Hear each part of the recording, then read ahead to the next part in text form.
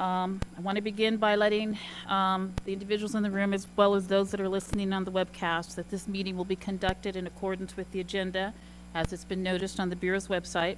However, by approval of the committee, any item may be taken out of order if necessary. Additionally, as I just referenced, this meeting is being webcast on the internet, and the webcast can be accessed via the BSIS homepage at bsis.ca.gov. Please note that due to circumstances beyond the committee's control, the webcast parts of it could be preempted from being webcast if there's any scheduling conflict with the technician that's involved with monitoring the webcast activities. I'd like to begin now with item 2, introduction and swearing in of the new advisory committee members, Mr. Roy Ron, Mr. Anton Farmsby, and Mr. Eli Owen. If you three could step forward in front of the dais for the director to swear you in. Mr. Ron has been appointed to the Proprietary Security Services Industry Member position. Mr. Ron has over 30 years of experience in the private sector industry and was actively involved in the legislative efforts to establish the Proprietary Security Services Act. He has served as the Executive Director for the California Association of Licensed Security Agencies, Guards, and Associates, also known as CalSAGA, since 2012. Mr. Anton Farmby is being appointed to a public member position on the committee. Mr. Farmby is Vice President of the United Services Workers West. He has over 15 years of organized labor experience, including activities relating to the representation of private security employees. And the third member we're swearing in today is Mr. Eli Owen. He's been appointed to a public member position as well. Mr. Owen is the Deputy Commander of the Governor's Office State Threat Assessment Center, also known as STAC, which oversees various statewide homeland security initiatives and terrorism programs. Mr. Owen has extensive knowledge of both cyber and physical security defense protocols. Today with us is Dean Director Graffilo to swear in the new members of the committee. Are you ready to administer the oath? I'm ready. Thank you. Please raise your right hand. I state your name, do solemnly swear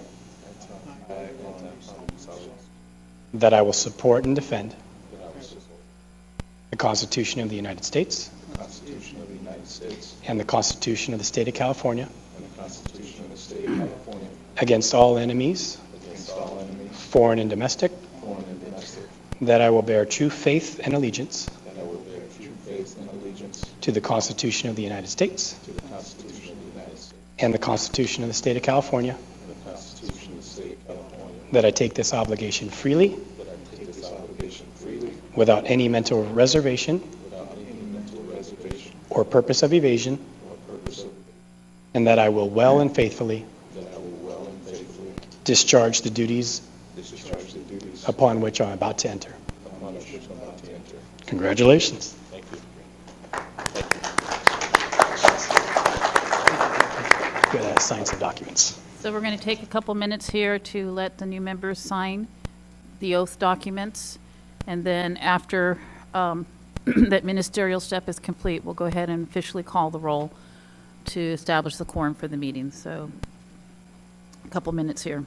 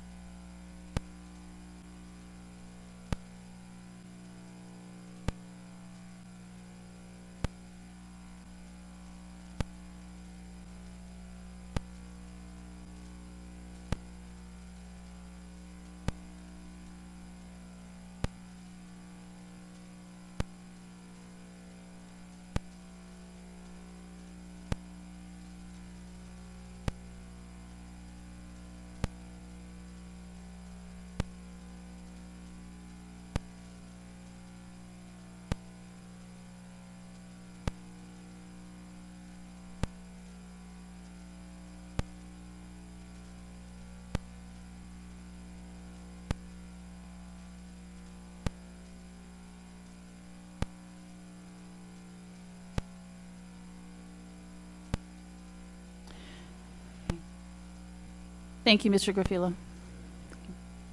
So we are now on item 3 of the agenda, and I would like staff to call the roll. Morning. Simon Cruz. Here. Marcel Egley. Sandy Harden. Here.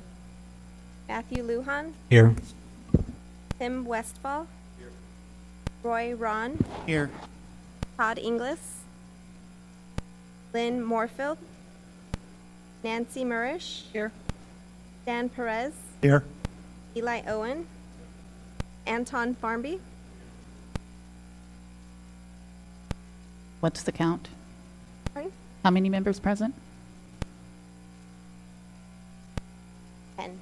We have 10 members present. That is a quorum. I'd like to note the official start time of the meeting is being 10:22. So if we could please take a minute to all rise to say the Pledge of Allegiance.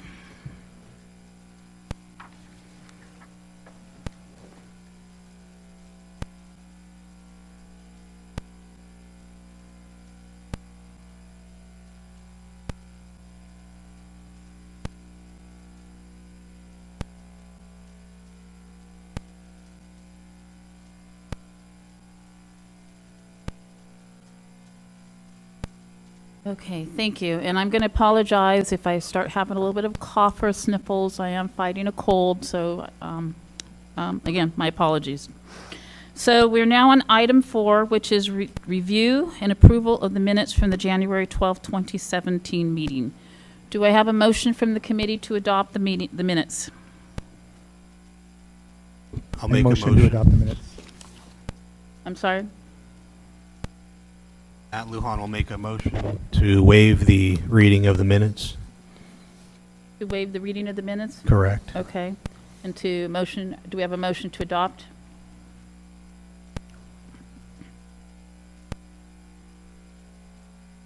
Okay. Then I would motion to adopt. So we have a first and a second motion. Any comments from the committee regarding the motion before the committee at this time to adopt the minutes? Any public comment regarding the motion before the committee to adopt the minutes from the January 12th Advisory Committee meeting? Seeing none, could we please call the roll? Oh, I'm sorry, let me repeat. The motion before the committee is to adopt the meeting minutes from January 12th. Can we please call the roll? Simon Cruz. Aye. Marcel Egley. Sandy Harden. Aye. Matthew Lujan. Aye. Tim Westfall. Roy Ron. Aye. Todd Inglis. Dan Perez. Aye. Eli Owen. Aye. Anton Farmby. Nancy Murish. Aye. Let it know that the motion passed on unanimous vote of 10-0.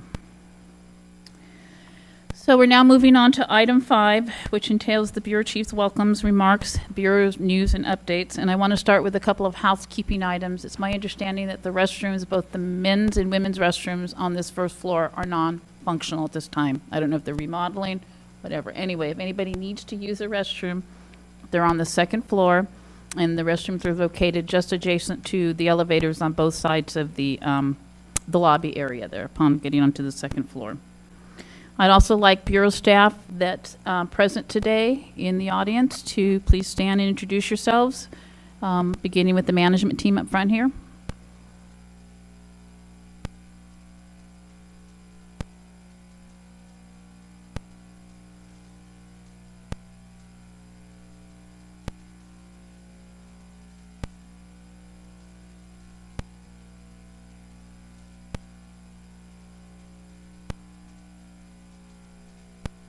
Staff. Adrian Avithia. I'm a policy analyst at the Bureau.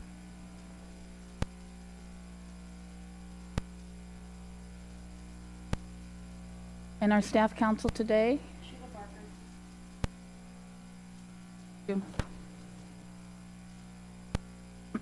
So I want to start in accordance with the agenda, which is beginning with the licensing update.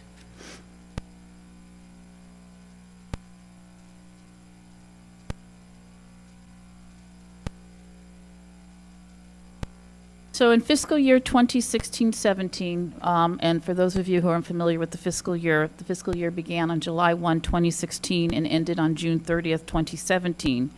BSIS received a total number of about 79,000 initial applications for licensure and about 100,500 applications for renewal. This equates to an approximate average of over 6,500 applications being received by the Bureau each month for initial and approximately 9,300 renewal applications received each month. About 80% of the security guard initial applications and 52% of the security guard renewal applications were on the new licensing system, Breeze. The initial Breeze application ratio now is beginning to align with what we previously saw in the predecessor system of the online professional licensing system, which was only available to security guards. However, and this is a very positive thing, we are seeing the renewal participation in the automated system by security guards higher than it ever was with the online professional licensing system.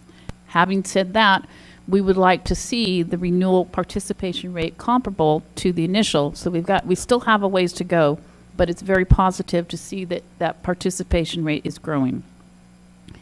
We've also been seeing a steady increase in the Breeze use for other license types. However, the Breeze ratios are nowhere near that of the security guard participation rate. Given the notable benefits of Breeze, and I'm going to be talking about those in a minute, particularly for employee registrations, we really would like to see more initial and renewal registrant applications being done through the Breeze process. To give you an idea of what the participation rate is looking like for other employees, alarm agents, we are getting about 28% of all initial applications coming in through the Breeze doorway, and 39% in renewals. Locksmith employees, a little bit better, and kind of very pleased to see this, that your initial rate is about 60% of new initial locksmith employee applications coming in on Breeze. But for whatever reason, it's dropping down to about 25% at renewal. Not really sure of the reasons why, and these are things that the Bureau continues to explore. In regards to the proprietary security officers, we're having a 40% participation rate in Breeze for initial and almost 40% participation rate in renewal. For repossession agents, given the unique dynamic of that employee registration being held by the company, you don't come in the door with Breeze. There's no opportunity to come in through the door as an initial Breeze applicant. But on your renewal participation rate, you're almost up to 50%. You're at 44%. So we're very pleased to see that rate. So while the benefits of Breeze are not as significant for non-registration initial applications, there are still benefits for company licensees and qualified manager certificate holders, as well as firearm and baton training instructor certificate holders to renew on Breeze. And I'd like to talk a little bit about the participation rate in these other license types. So private patrol operator companies, we're seeing about 20% of the applications coming in the door on Breeze, and just shy of 30% on the renewal process. Alarm company operators, about 32% in initial and 24% on renewal. Qualified managers seem to be a little bit more proactive in their participation with Breeze, with 44% coming in at their initial application and 34% at renewal. Locksmith companies, we could do a little better. We're looking at 27% initial and under 25% for renewal. Repossession agencies, we're seeing 15% for the initial application coming in the door, and then a significant spike up to 41% for renewal. Repossession qualified managers, similarly to the alarm industry, we're seeing a much significant higher participation rate for this license type. Repo qualified managers are coming in almost 44% for both initial and renewal. Training facilities, the firearms, about 35% for both initial and renewal. Batons has an interesting paradigm because baton training facilities come in over 40% for initial and then drop down to close to 25 at renewal, which is kind of interesting because it is a lot harder to do the initial application than it is the renewal on Breeze. In regards to instructors, we're seeing very similar participation rate for both firearms and baton instructors, with about 30% of initial applications coming in through the Breeze portal and close to 50% of renewals coming in that fashion. So overall, given that we've been on Breeze now, we launched in January of 2016, so we're about a year and a half. We're moving forward. We're definitely moving in the right direction to get Breeze participation up. And touting the benefits of Breeze is one of the ongoing missions, not only for myself as I go out and do presentations throughout the various industry associations, but even with staff when we're responding to various inquiries that come in either through our email account or get elevated up to the director's office or the governor's office about delays in the licensing process, and oftentimes those delays are attributable to deficient applications or applications that have exceptions. And Breeze is designed to address some of those issues, and I want to take the next part of my presentation is to talk a little bit about those benefits of Breeze. So overall, we can say that Breeze applicants in regards to employee registrations are getting their license much, much sooner than those individuals that are coming in through the door through a paper app.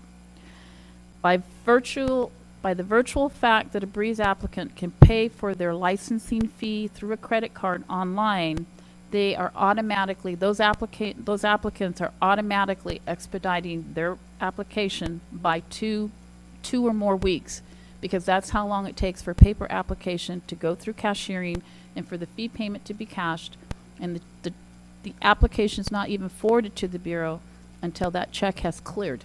So we're talking minimum 2 weeks, if not more, before the Bureau even touches the application. Breeze online applications for registrations, and that includes the alarm agents, the locksmith employee, security guard, proprietary officers. The Breeze team designed the online application to pretty much get rid of all deficiencies that we see. Incomplete application cannot be submitted in Breeze.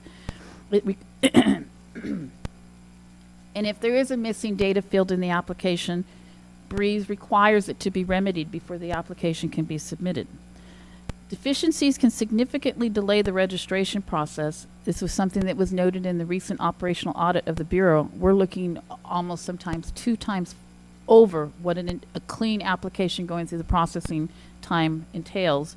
And under item 9, we're going to be having Bureau management over licensing talk a little bit more about some of the efforts we're doing to try to minimize deficiencies in paper apps. The most important thing also with Breeze is it's designed to automatically synchronize the online application with the fingerprint response from the Department of Justice and the FBI. So in many cases, registrations for Breeze applications are issued in a couple of days, and I've even heard applications where the live scan was done before the application was submitted. The synchronization occurred because there were no criminal history background for the applicant, and more importantly, the applicant made sure that the information that he or she provided on the application, the personal identifier information, name, date of birth, social, matched with what was being submitted by the live scan operator. And when we have those scenarios, Breeze works exactly as it's tended to do. We've seen licensing within 2 to 3 days within the submission of the application or submission of the live scan fingerprints with no criminal history. So there's definite benefits going through the Breeze portal. Any one of these applications, we're talking a minimum 6 to 8 weeks from the time the Bureau receives the application in a paper world. And then if we're about, as was noted in the audit, 25% of those applications are deficient in some capacity, which even expands almost twofold the time to process a paper app. So there's definitely a lot of benefits for Breeze in the employee arena, and continue to encourage individuals to utilize that portal. Not quite as many benefits for the company on the initial, but again, in the same fashion that a registrant paper application needs to touch the DCA cashiering office before it even touches the Bureau, you're cutting out anywhere 2 to 3 weeks processing time with a company application by coming in the Breeze portal instead of a paper application that needs to go to the department cashiering office. The most important, I think, feature for Breeze for both company and employee registrations is that the renewal is done in real time. And what I mean by that is upon whether it's an employee registration or a company licensee, the individual can log into their Breeze account, pay the fee, and as long as there's no other issues at a potential hold because there's something else going on within the Bureau, they can renew that license in real time. So after they submit the payment, they can go on to Breeze and they can see that their license has been renewed and the expiration has moved out to the next 2-year cycle. So there's definitely a lot of benefits of Breeze, and we want to encourage individuals to utilize the new system.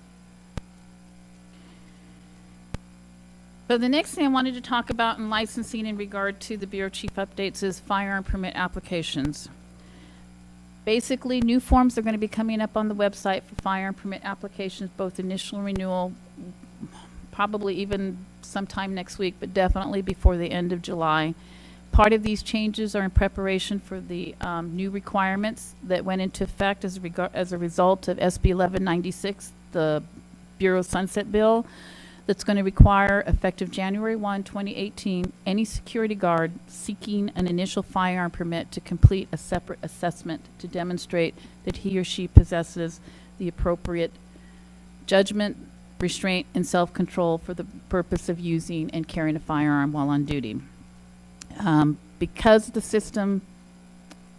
of changes that are going to need to be reflected in the capturing of the application, as well as information needs to be captured in Bureau, the application form is reflecting those changes. Additionally, the new firearm permit application is reflecting the changes that happened earlier this year with the implementation of the new regulations that limit the use of a firearm simulator for the purposes of requalifying for a firearm permit. If you recall, during the January meeting, we discussed the regulations that under the new protocols, qualifying both for scoring and practice for an initial firearm permit can only be done with an actual firearm and live ammo, not on a simulator. However, the Bureau regulations took into account that there are times and place for the simulator, and pursuant to the regulations is allowing it to be used one time for the purpose of one requalification in each 12-month cycle. So the new firearm permit applications reflect the additional requirements that are associated with the simulator requalifications, and it also provides a reminder that only a simulator that provides and I'm going to quote here straight from the regulations, a realistic imitation of the operation of an actual firearm, including the weight, recoil, action, flash, and sound of a firearm at discharge, can be used for range qualifications required to renew a firearm permit. Letters are going out to all firearm training facilities and instructors this month to let them know about the changes in the requirement. And there's going to be additional discussions about some of the changes that we've made beyond the three that I just identified here on the firearm permit applications in an effort to reduce deficiencies. That concludes my licensing update. I'd now like to switch over to enforcement.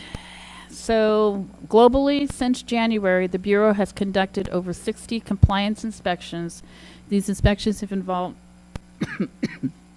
private patrol operator company licensees, firearm training facilities, alarm company operator licensees, and repossession agency licensees.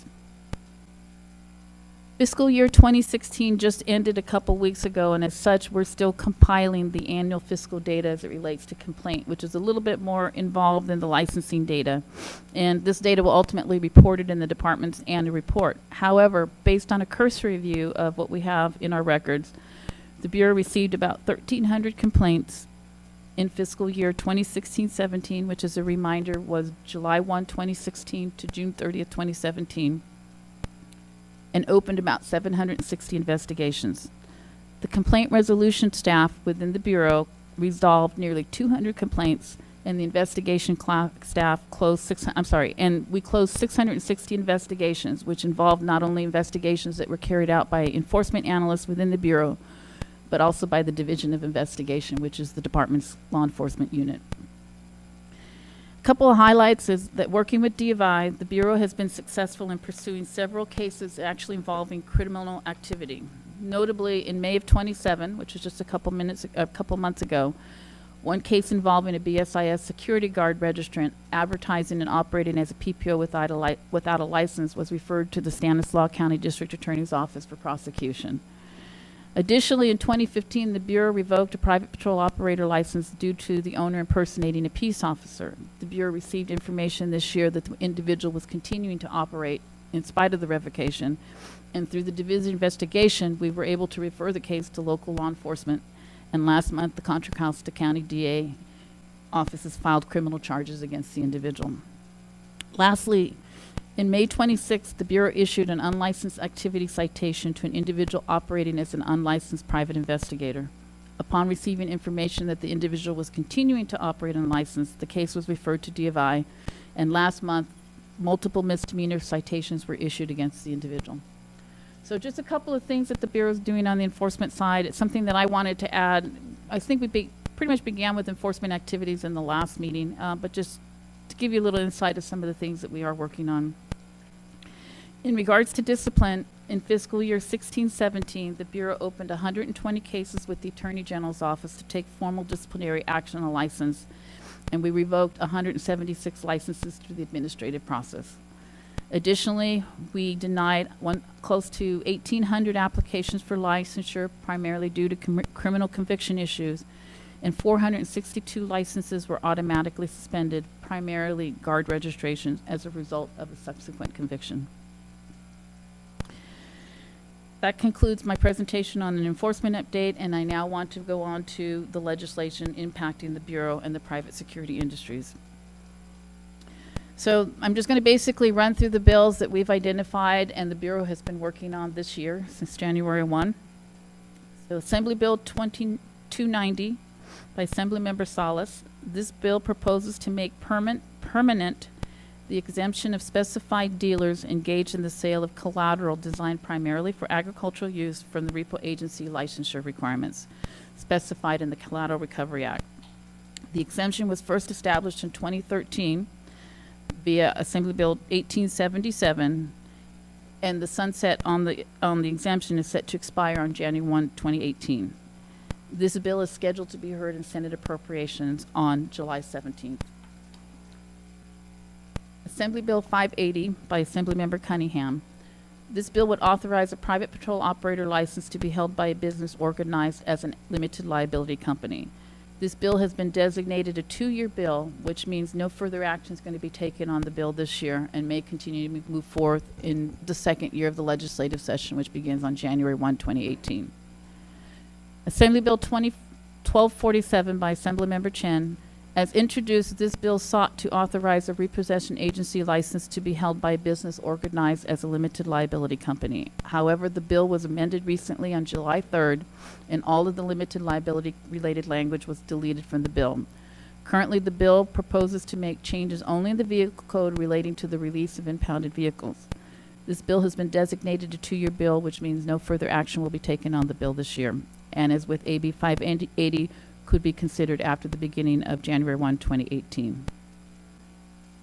Assembly Bill 1616 by Nazarian.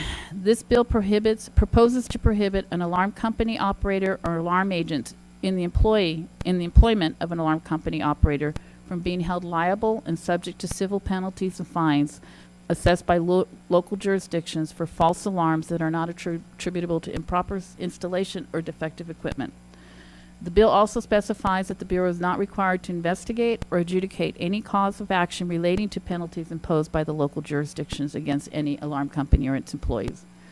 This bill is currently pending consideration before the full Senate.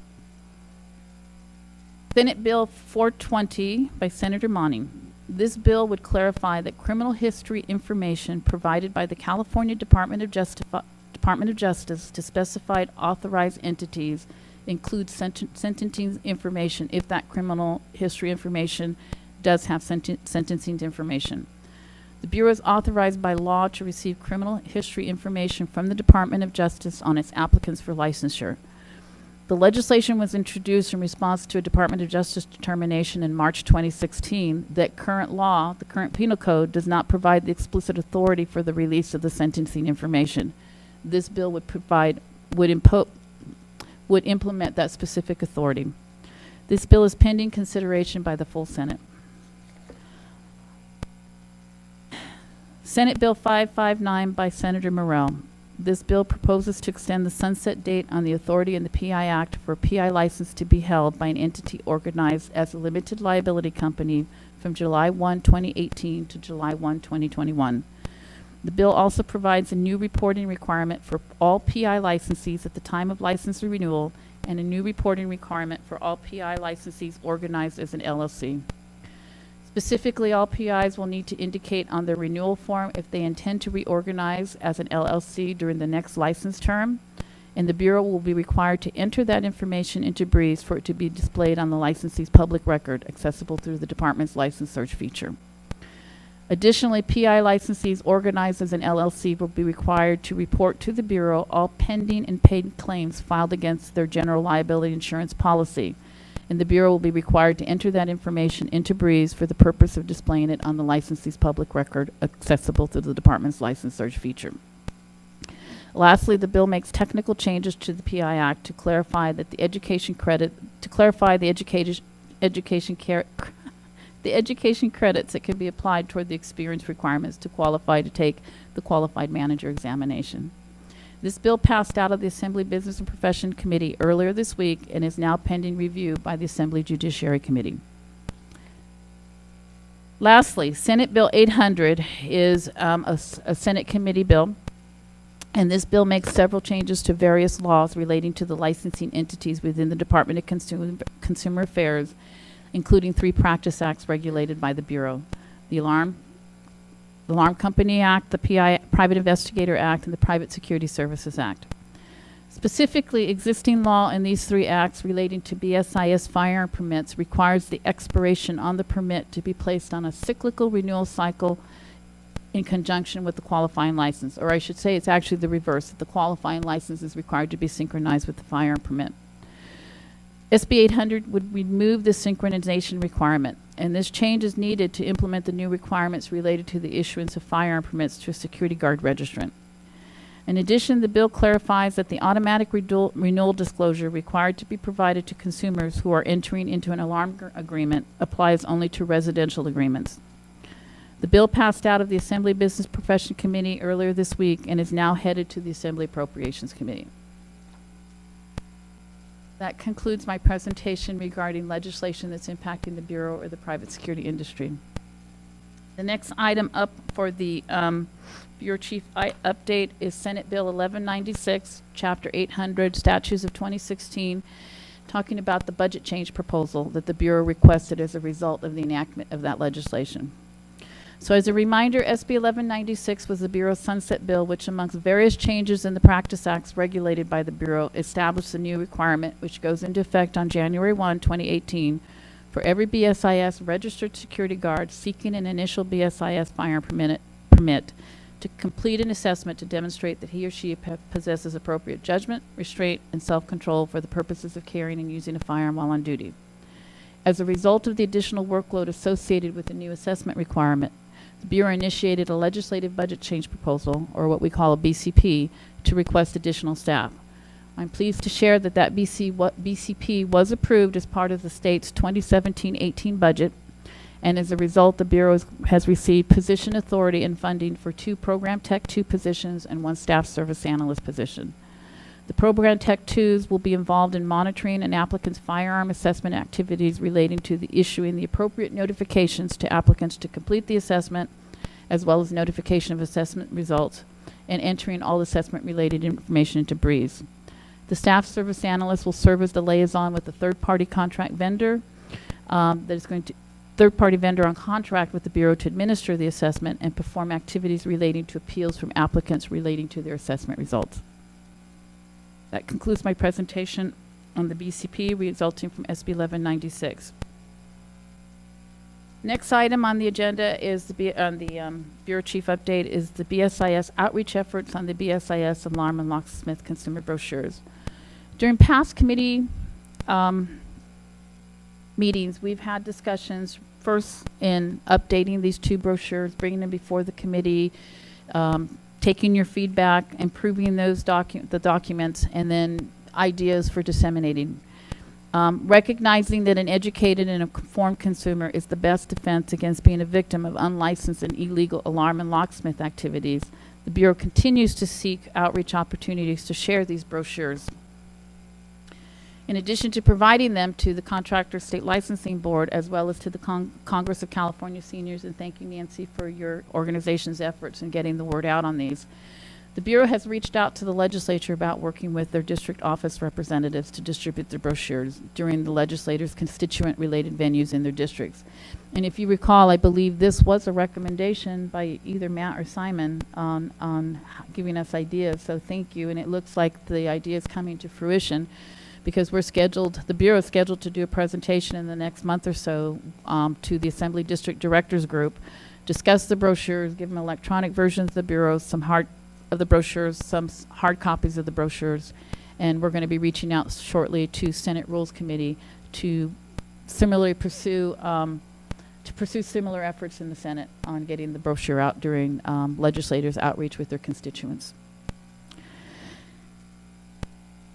The next item up for the Bureau Chief update is staff updates, because the Bureau continues to see many changes in our staff as a result of retirements, some of which were previously announced back in January, and some of them have been already introduced today, but let me formally, excuse me, for the record, share that Tammy Gasper, since January, was hired as the manager of the enforcement unit. Tammy previously served as a field representative with the Department of Justice Bureau of Firearms. Sam Stadulski was promoted to the deputy chief position for the Bureau's enforcement and disciplinary activities. Sam previously served as the Bureau's policy and administration manager. And lastly, Antoine Hogg was promoted to the manager position over the Bureau's policy and administration unit. Antoine previously served as an analyst in the policy admin unit. That concludes my presentation of Bureau Chief updates. Do I have any questions or comments from the committee?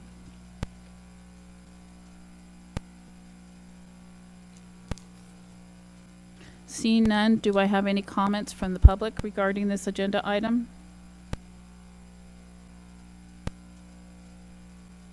Seeing none, I'd like to move on then to item 6. Discussion regarding BSIS proposed fee adjustments in response to the independent audit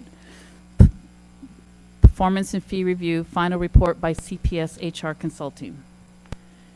In late 2016, the department's budget office shared with the Bureau its concerns for the Private Security Services Fund based on its fund condition projections. In short, the fund reserve was depleting as a result of the imbalance between fee revenues collected and the Bureau's expenditures for carrying out its regulatory activities. Based on this imbalance, the budget office projected that the PSS fund would go into the red in about 2 to 3 fiscal years. As background, the license fees that support the PSS fund are from the Locksmith Act, the Proprietary Services Act, the Private Security Services Act, and the Alarm Act. The Bureau contracted with CPS HR Consulting to perform an operational audit, and the auditor's findings are detailed in the BSIS Performance and Fee Report Audit Report dated April 14, 2017. The report is available on the Bureau's website under the About Us tab. In summary, the auditor's findings confirmed that a revenue expenditure fee imbalance did exist, and as a result of its findings recommended the need for a 45% overall revenue increase in order to maintain the solvency in the PSS fund in years to come. The predominant factors giving rise to the revenue expenditure imbalance included inflation. The current fees amounts have been in place anywhere from 11 to 22 years depending on the license type, which means they are not in alignment with the cost of doing business in today's world. Secondly, the Bureau's costs to carry out its regulatory activities have increased due to new statutory mandates and IT costs to transition debris, as well as inflation and the cost of doing business. For the past several months, the Bureau has been meeting with individuals from the various industry associations to discuss the need for the fee increases and the proposed fee amounts. There are 2 handouts for this agenda item. One is a table detailing all the initial and renewal fees for the license types that support the PSS fund, with their current amounts, the proposed floor amounts, and the proposed ceiling amounts. The second handout provides a brief explanation of the proposed floor and ceiling amounts and background information for the licensees in each of these practice acts, inclusive of how long the current fee amounts have been in place and fee amounts in accordance with inflation factors. It should be noted that the Bureau is proposing to begin with just a 35% overall revenue increase as opposed to the full 45% revenue increase proposed by the auditor. The lower amount would provide the needed increase in the overall PSS revenue base while recognizing that the Bureau has opportunities to implement efficiencies that could result in delaying the need for the full 45% increase. In order to provide for the initial 35% increase and a later 45% increase, the Bureau is proposing a tiered approach for the fee increases. This approach would establish statutory authority for the initial increase, which the Bureau is identifying as the proposed floor amount, and the authority to increase the amount at a later date to the full 45% through the rulemaking process, which the Bureau is identifying as the proposed ceiling amount. In most cases, the Bureau's proposed floor fee adjustment reflects an amount less than the cost of inflation factor. For fees where the proposed amount is greater than the cost inflation factor, the additional amount is proposed in order to bring the fee amount into alignment with comparable license types. This additional adjustment is needed to ensure that one license type is not subsidizing another. For a couple of fees, the Bureau is proposing to the reduced amount in an effort to align similarly situated license types. Do I have any questions or comments from the committee regarding the Bureau's proposal to increase fees and the handouts that were provided as part of today's meeting agenda?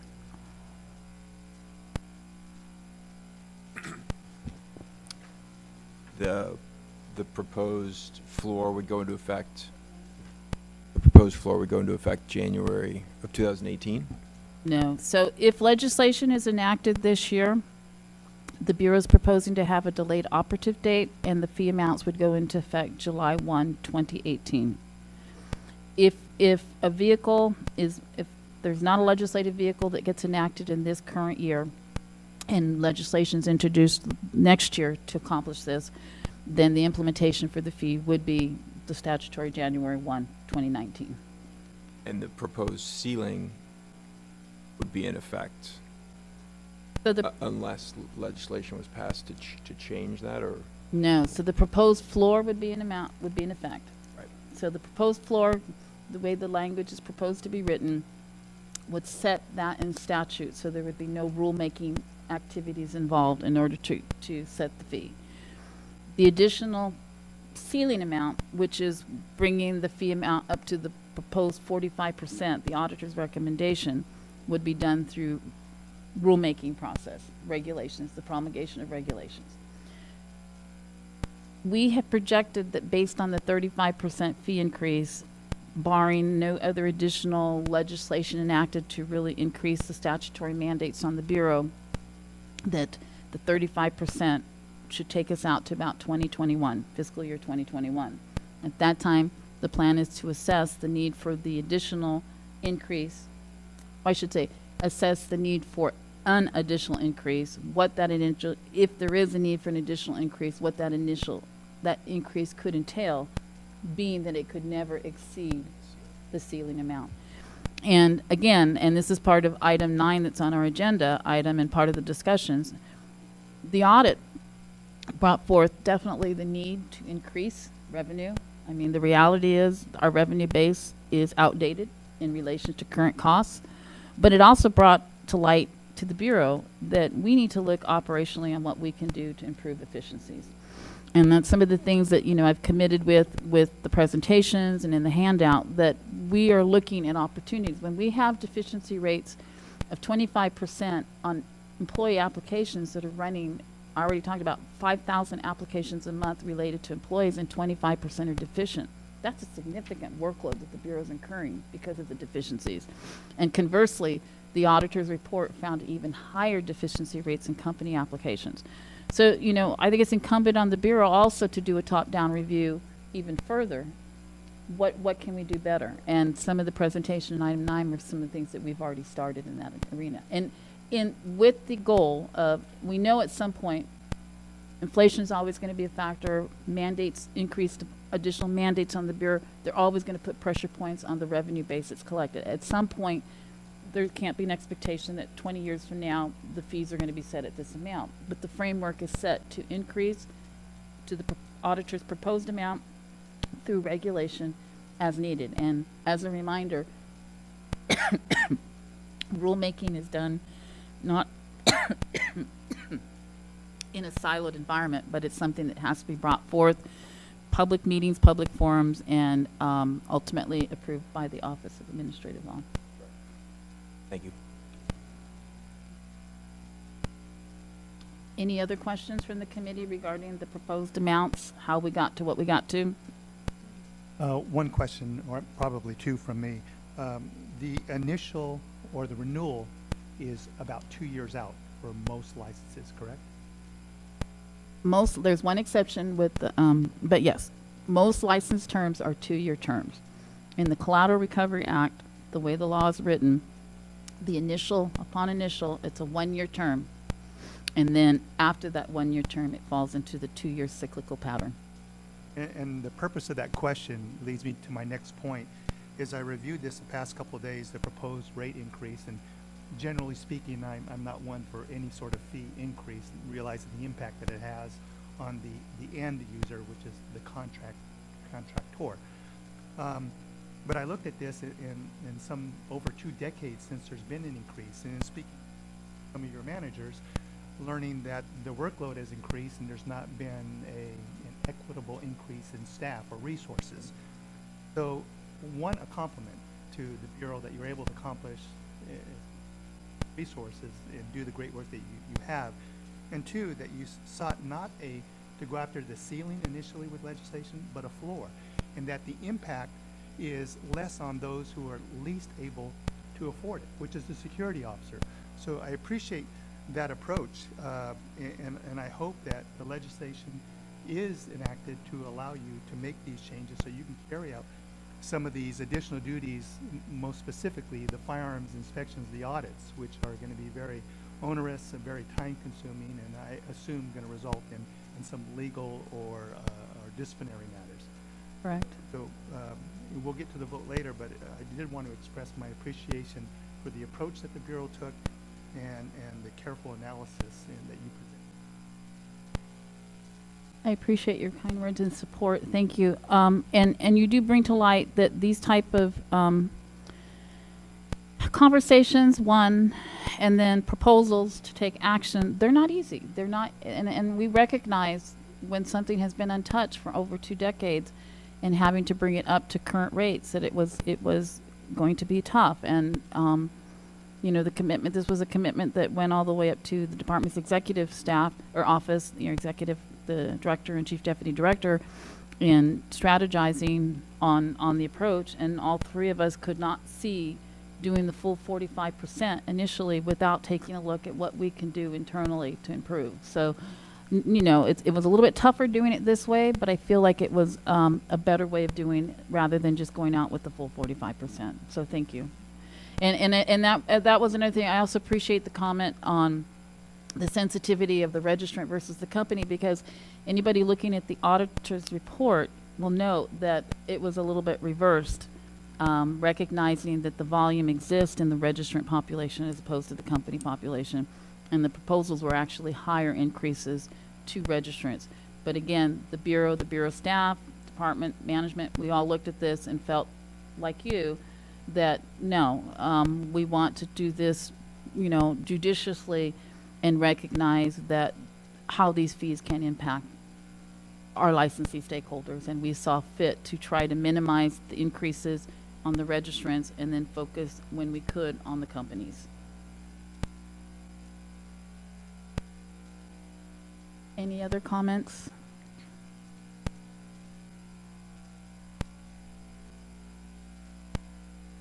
Do I have any public, seeing no comments from the committee, do I have any comments from the public regarding this agenda item?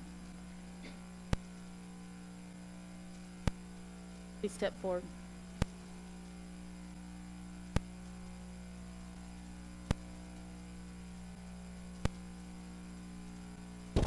Your name, and if it's an unusual name, the spelling as well for the record. Thank you. Robert C. Smith, SMITH. Company is Nightclub Security Consultants, and I'm want to voice just a slight opposition to page 6 for the PSE, the Proprietary Security Employee. That's an increase of over 300%. The law was written and went into effect January 1 of 2011. So since 2011, when PSEs had to be registered, we now have over a 300% jump in the fee. Now, I'm not a PSC, I just represent many of them around the state. And a vast majority are small operators with 1, maybe 2 PSOs.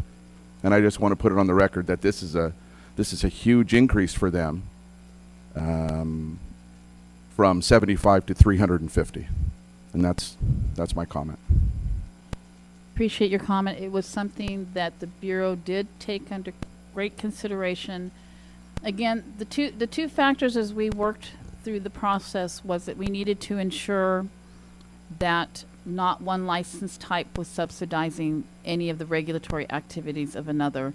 And the reality is, for the base of what we have had in proprietary registrations, and at that registration rate, we're not able to cover enforcement activities as it relates to unlicensed activities that go on in these venues. We were very sensitive to the fact of recognizing that many of these are smaller individuals, but then there's also PSCs that are very large organizations as well. And so you can see that that quote-unquote company registration is not near the fee amount as proposed in the other areas. So we did try to take that sensitivity. Having said that, again, I go back to my original comments that I know these type of conversations are tough, and that it is a big jump for some entities that were, for whatever reason, set at rates that never fully covered the cost for the Bureau to carry out its regulatory activities for that industry type. But I want to note for the record your opposition, and I do appreciate your comments, Mr. Smith. Do I have any other comments regarding the item related to the fees?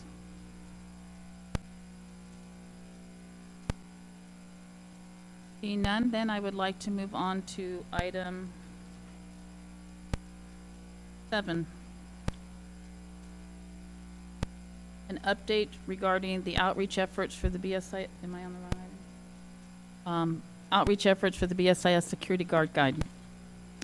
Last year, the Bureau, in collaboration with this committee, developed a guide to assist law enforcement in understanding the regulatory requirements for the entities and individuals regulated by the Proprietary Security Services Act and the Private Security Services Act.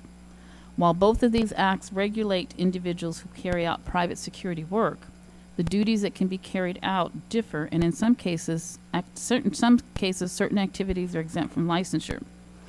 Because of the interest in the information, the Bureau recently tweaked the guide for non-law enforcement purposes as well, and we are working on posting this information, the general guide, on the Bureau's website. With us today is Deputy Chief Sam Stadolsky to provide additional information regarding some of the outreach efforts the Bureau has carried out related to the guide, as well as outreach efforts planned for the future. Morning, everybody. Can you hear me okay? Can you hear me?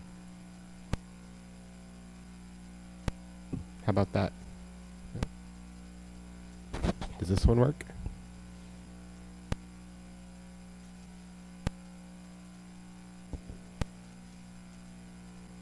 Can you hear me now? What? Then I'll just talk loudly. Okay. So as Laura shared with you, this was a joint effort between the Bureau and the Advisory Committee, and as we worked with publications to put this together, we looked at different areas where it would be the most useful. And fortunately, a lot of those have come out of organic situations. Starting with, I had a deputy city attorney reach out from Los Angeles and ask some clarifying questions on the practice acts, and come to find out this attorney was also training local law enforcement down there. So I got a connection there. I was able to share it with her. She was able to send it out to over 100 different law enforcement officers in the Los Angeles area. I'm getting ready to follow up with her on getting the law enforcement specific guide to them. We also had an opportunity to become more involved with the Joint Enforcement Strike Force, which is a coalition of California government entities, mostly enforcement agencies. Everybody works together to try to combat unlicensed activity and the underground economy. So this group is made up of EDD, Franchise Tax Board, we have Department of Insurance, Contractor State Licensing Board, Board of Equalization, Cal OSHA is part of it as well. So we attended one of their annual meetings, were able to share it with them. They were able to disperse it out to their entire network as well. And then another avenue that we have, Tammy Gasper coming over from Department of Justice is still part of the CLETS users group. And for those of you that are unfamiliar, CLETS is the California Law Enforcement Telecommunications System. So this users group is made up of different organizations, all that utilize CLETS on a regular basis, and they get together and provide annual trainings. So they include members from sheriffs, local police departments, probation, corrections, state and federal agencies, and even military. So Tammy was able to take our little pocket card and share it with them, and we'll be looking at sending it out across their entire network as well.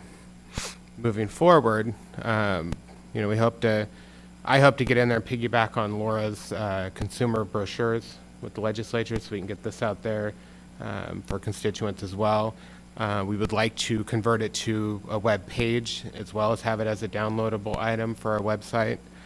And then we're looking at different state associations. So we're looking at California Peace Officers Association, California State Sheriffs Associations, and then we're also looking at other applicable California agencies. So we're looking at alcohol beverage control, getting it out there so that when they come in contact with security, they have some information, and even our new cannabis control, as they're out there and they're coming in contact with different forms of security, they can have an easy guide or easy reference guide on what is expected.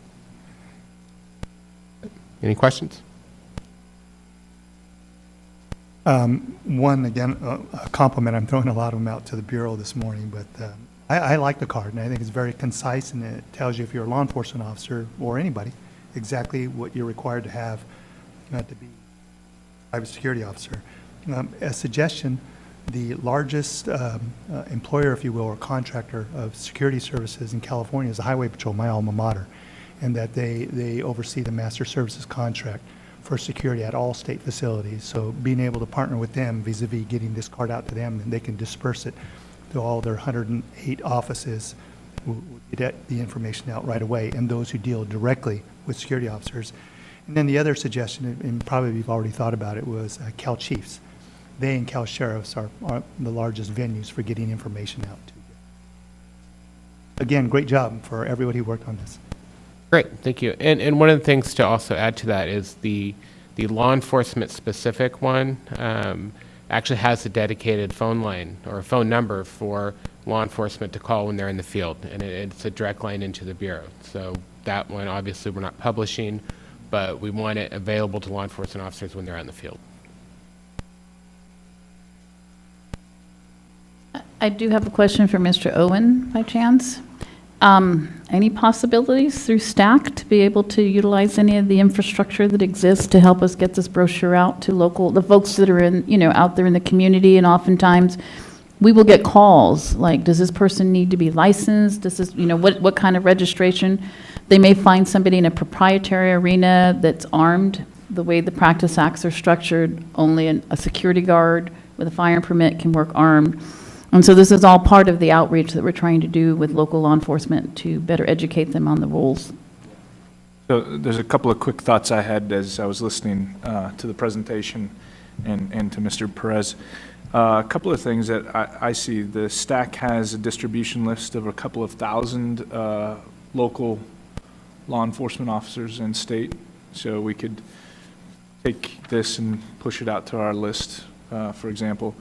And then the president of the local InfraGuard chapter is part of one of the teams I help oversee, and that would be another great way to get exposure out to the locals. And then we have our fusion centers across the state who could also presumably do a very similar thing and help just kind of maximize the exposure.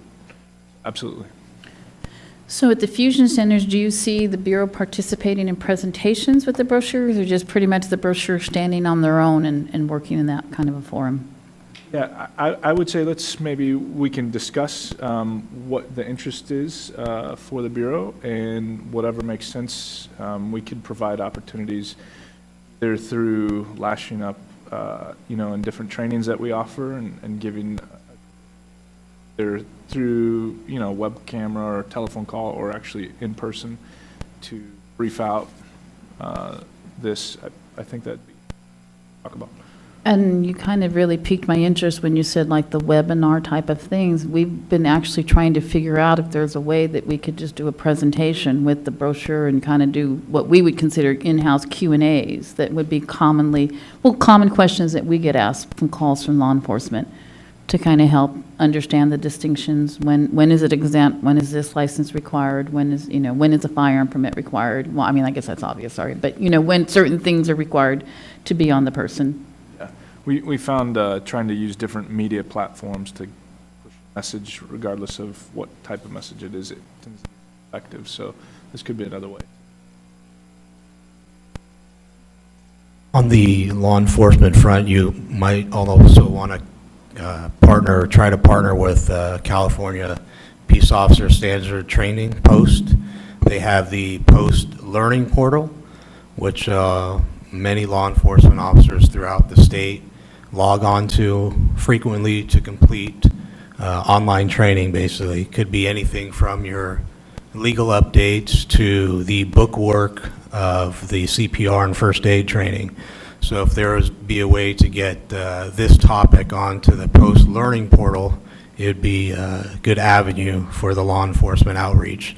There's informational topics which you just read through, and there's also interactive topics where you read information and answer questions. So I think that'd be a good resource to look into. Excellent idea. That also include, I'm trying to grab, you would also be taking care of like the lock, to inform the police and such about locksmiths having a license also. Is that what you're working into? So I think we're doing that through the consumer brochure for consumers. We haven't put anything together to educate law enforcement on locksmiths yet. This one was strictly looking at the difference in types of security.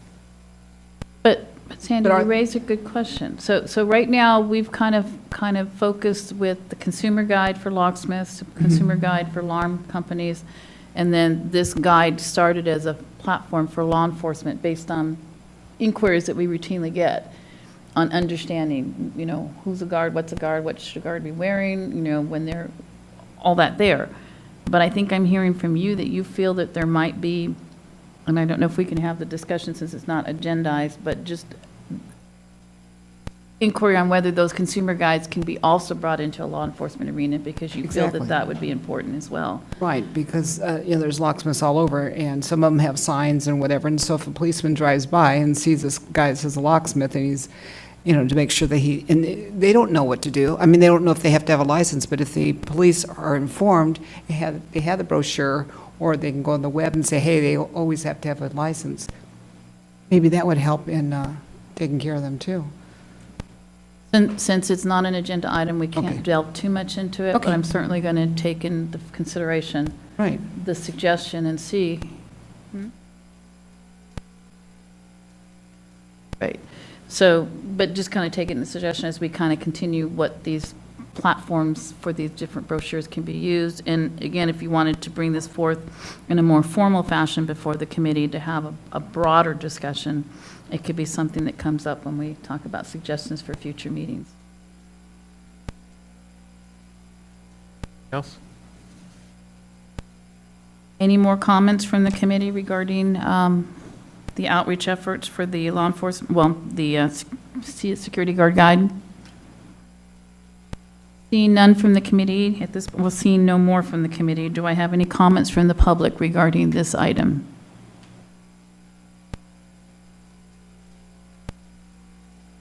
Seeing none, we're moving this agenda along very quickly. So we're now on item 8.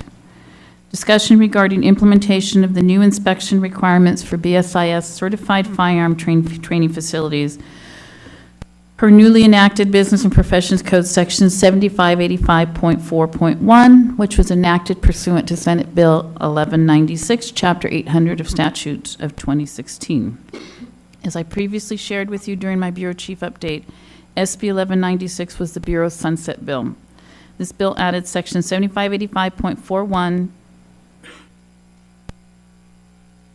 7585.4.1 to the Private Security Services Act to require the Bureau to inspect a newly licensed firearm training facility within 120 days of licensure and to establish a mandatory ongoing program of random and focused inspections of firearm training facilities. Since January 1, 2017, the operative date for the inspection program, about a dozen new training facilities have been licensed and 10 mandatory compliance inspections have been carried out. Enforcement Manager Tammy Gasper is here today to provide an overview of the Bureau's efforts to carry out the new inspection mandates.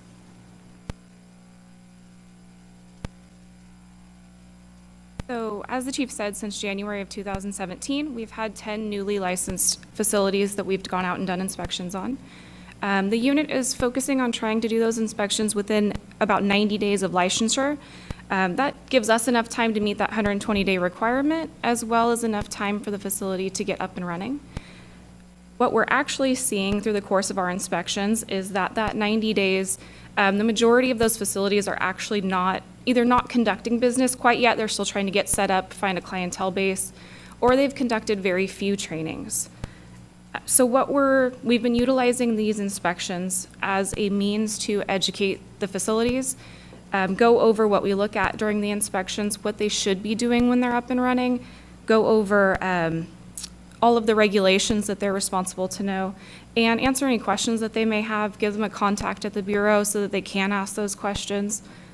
We're hoping that setting the facilities up with this information in the beginning will help them succeed moving forward, and we can see fewer deficiencies hopefully later when we do those re-inspections. We are hoping as a unit to do inspections on facilities every 3 years as an ongoing, to try to just touch them every 3 years, make sure that they're in compliance.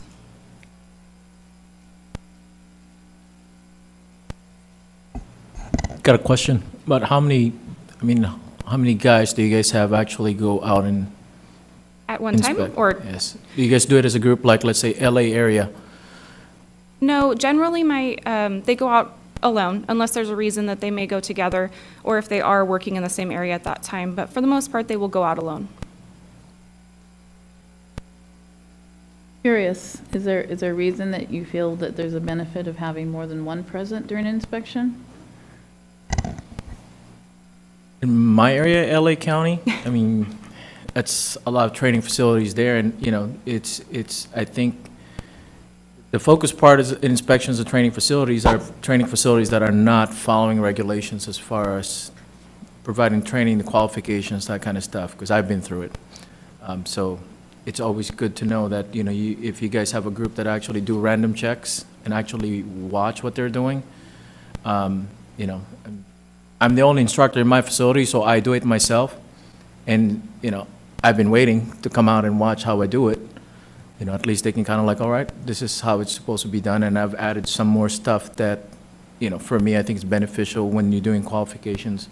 But And I just want to clarify, on the initial inspections, there's probably only going to be one staff member going out.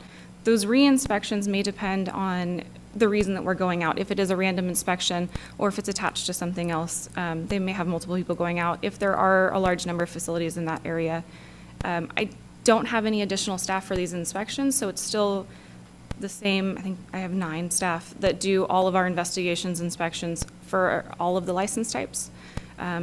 So that's why we're trying to run on that 3-year cycle. It's hard to get to everybody in a timely fashion, but. another question on that. So there are training facilities where they have an office space where they conduct a classroom, but they actually contract or have an agreement with a shooting range. As far as I know, in my area, indoor ranges do not allow holsters. I mean, do you guys penalize the training facility because? That's a very good point. At this point, we hadn't brought that up that hadn't been brought to me previously, so that might be something we need to look at. I know, Sam, I know that you've looked at the firearm training manual, if there's anything you want to add. So, and while Sam is coming up, Simon, you're saying you've gone through an inspection before, and you're what did you say when you said you're waiting?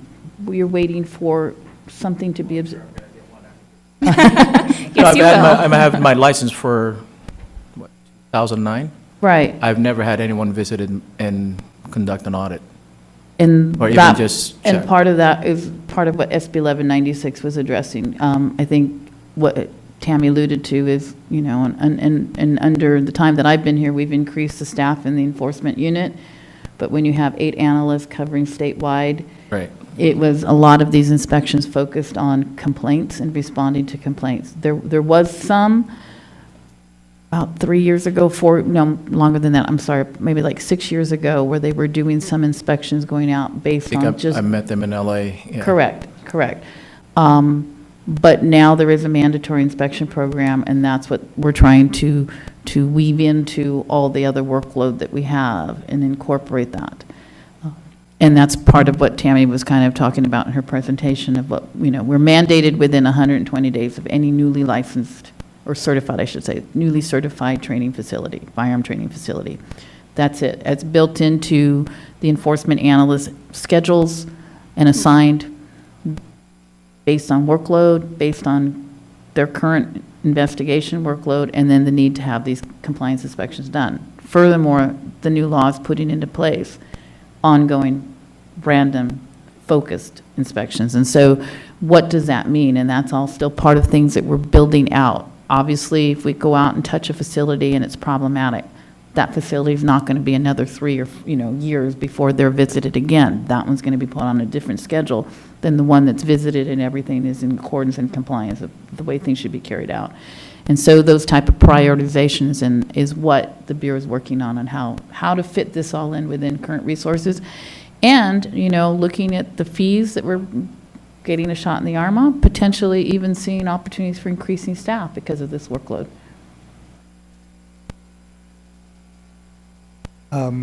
Madam Chair, you just answered one of my questions, which is about additional staff. But remind me, please, Tammy, or anybody from the Bureau, how many firearms training facilities do we have to date? And then how many inspectors do you have dedicated just to these inspections?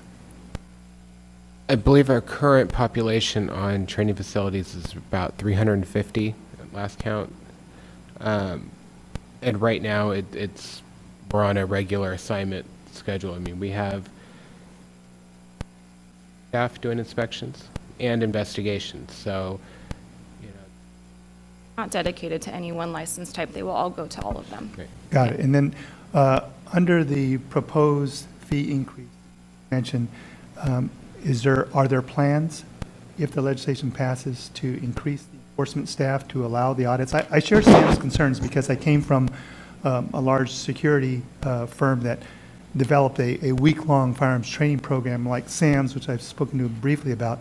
He has a very professional training program, firearms training program, and at least the rumors that are out there are some who tarnish that image or the reputation of professional security industry members.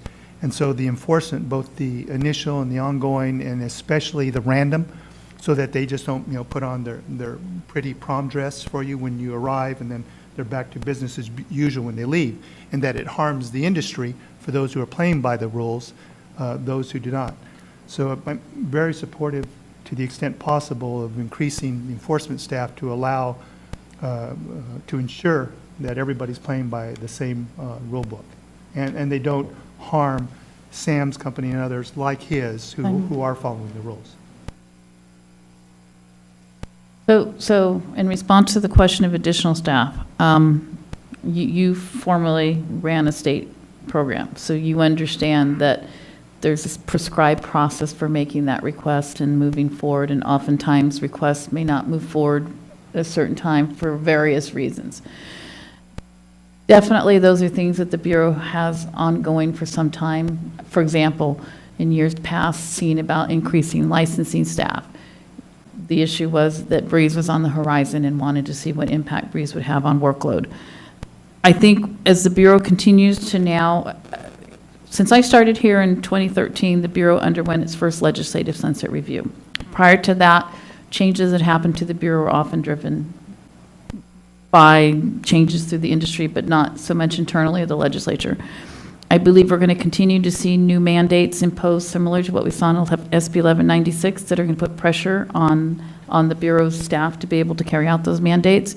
I certainly believe that with additional revenue, that the talking points in moving forward to try to secure additional staff is going to have a little bit different of a paradigm approach. They'll look at it with a different lens. But again, there's never any guarantees of when you request staff. But definitely, I believe there is workload there. I mean, all you have to do is look at the number of analysts we have.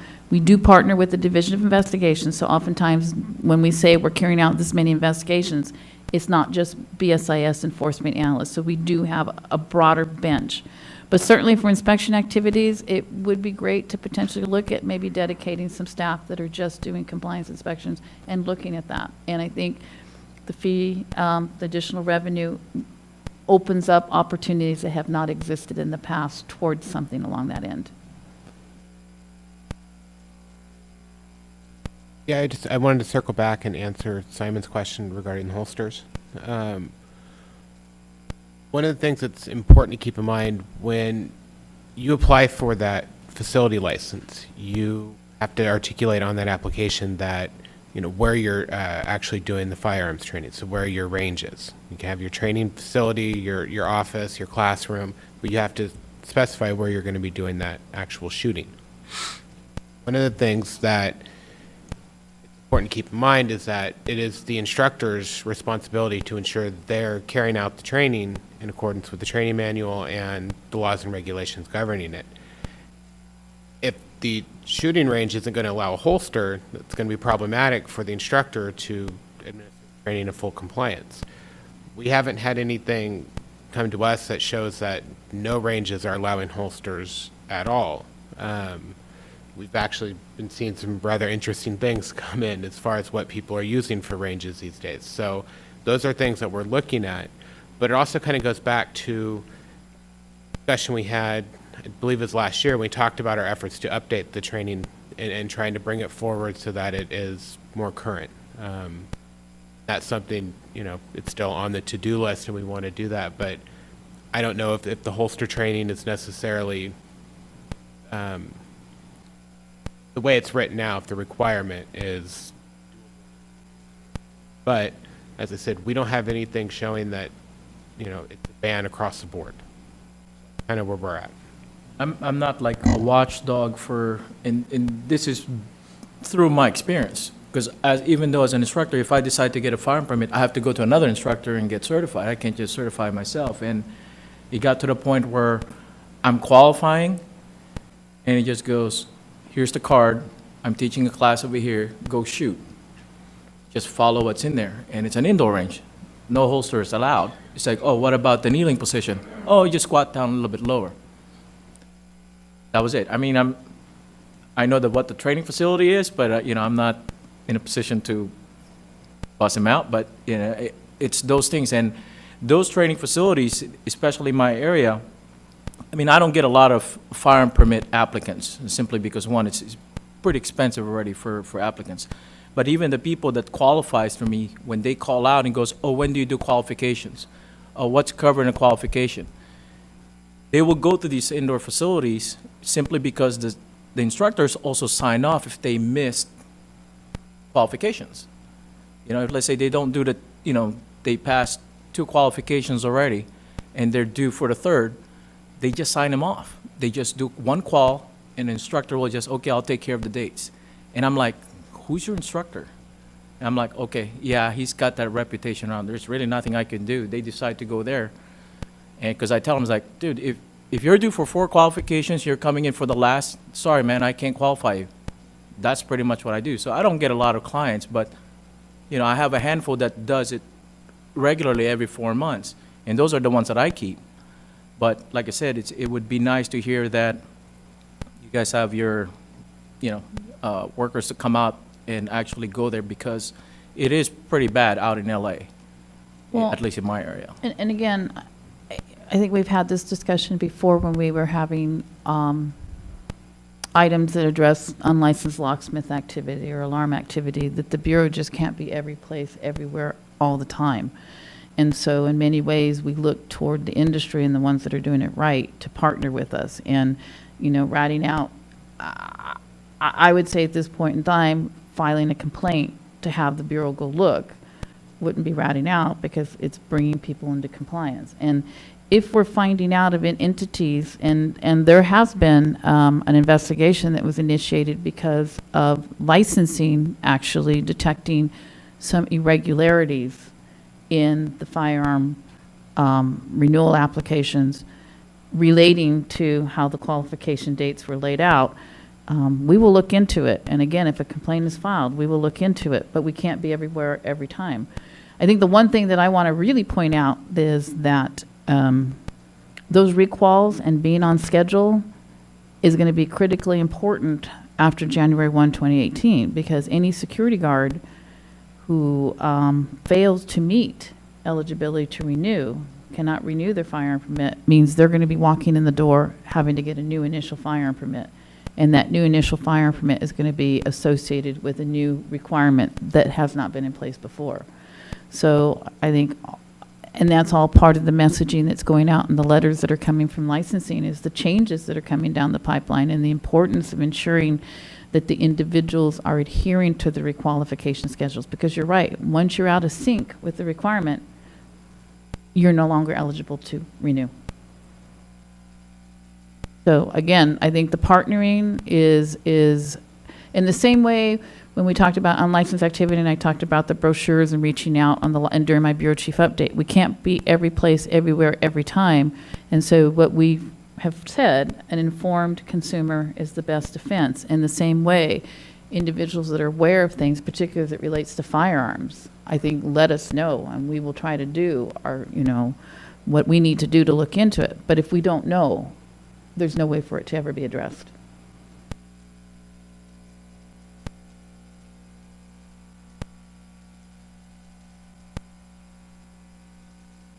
Any other comments regarding the firearm inspection facilities? I would just echo Sam's findings that when we looked at, we're a large, my former company, a large training facility, firearms training facility with over 300 armed officers, security officers. We did find indoor ranges that wouldn't allow for a weapon to be drawn from the holster or didn't allow for a kneeling position. You were just standing behind this short sort of podium. Having said that, we found places, an outdoor range to be specific, to take all of our officers to. But my personal perspective is the existing requirements of drawing from the holster are extremely important in remaining within the training requirements, and that is from where the security officers will draw this life-threatening, deadly force tool. Like a police officer, he or she needs to understand exactly where that is, how to draw it, when to draw it, and safely putting it away. So I'm strongly encouraged to maintain that provision of the training.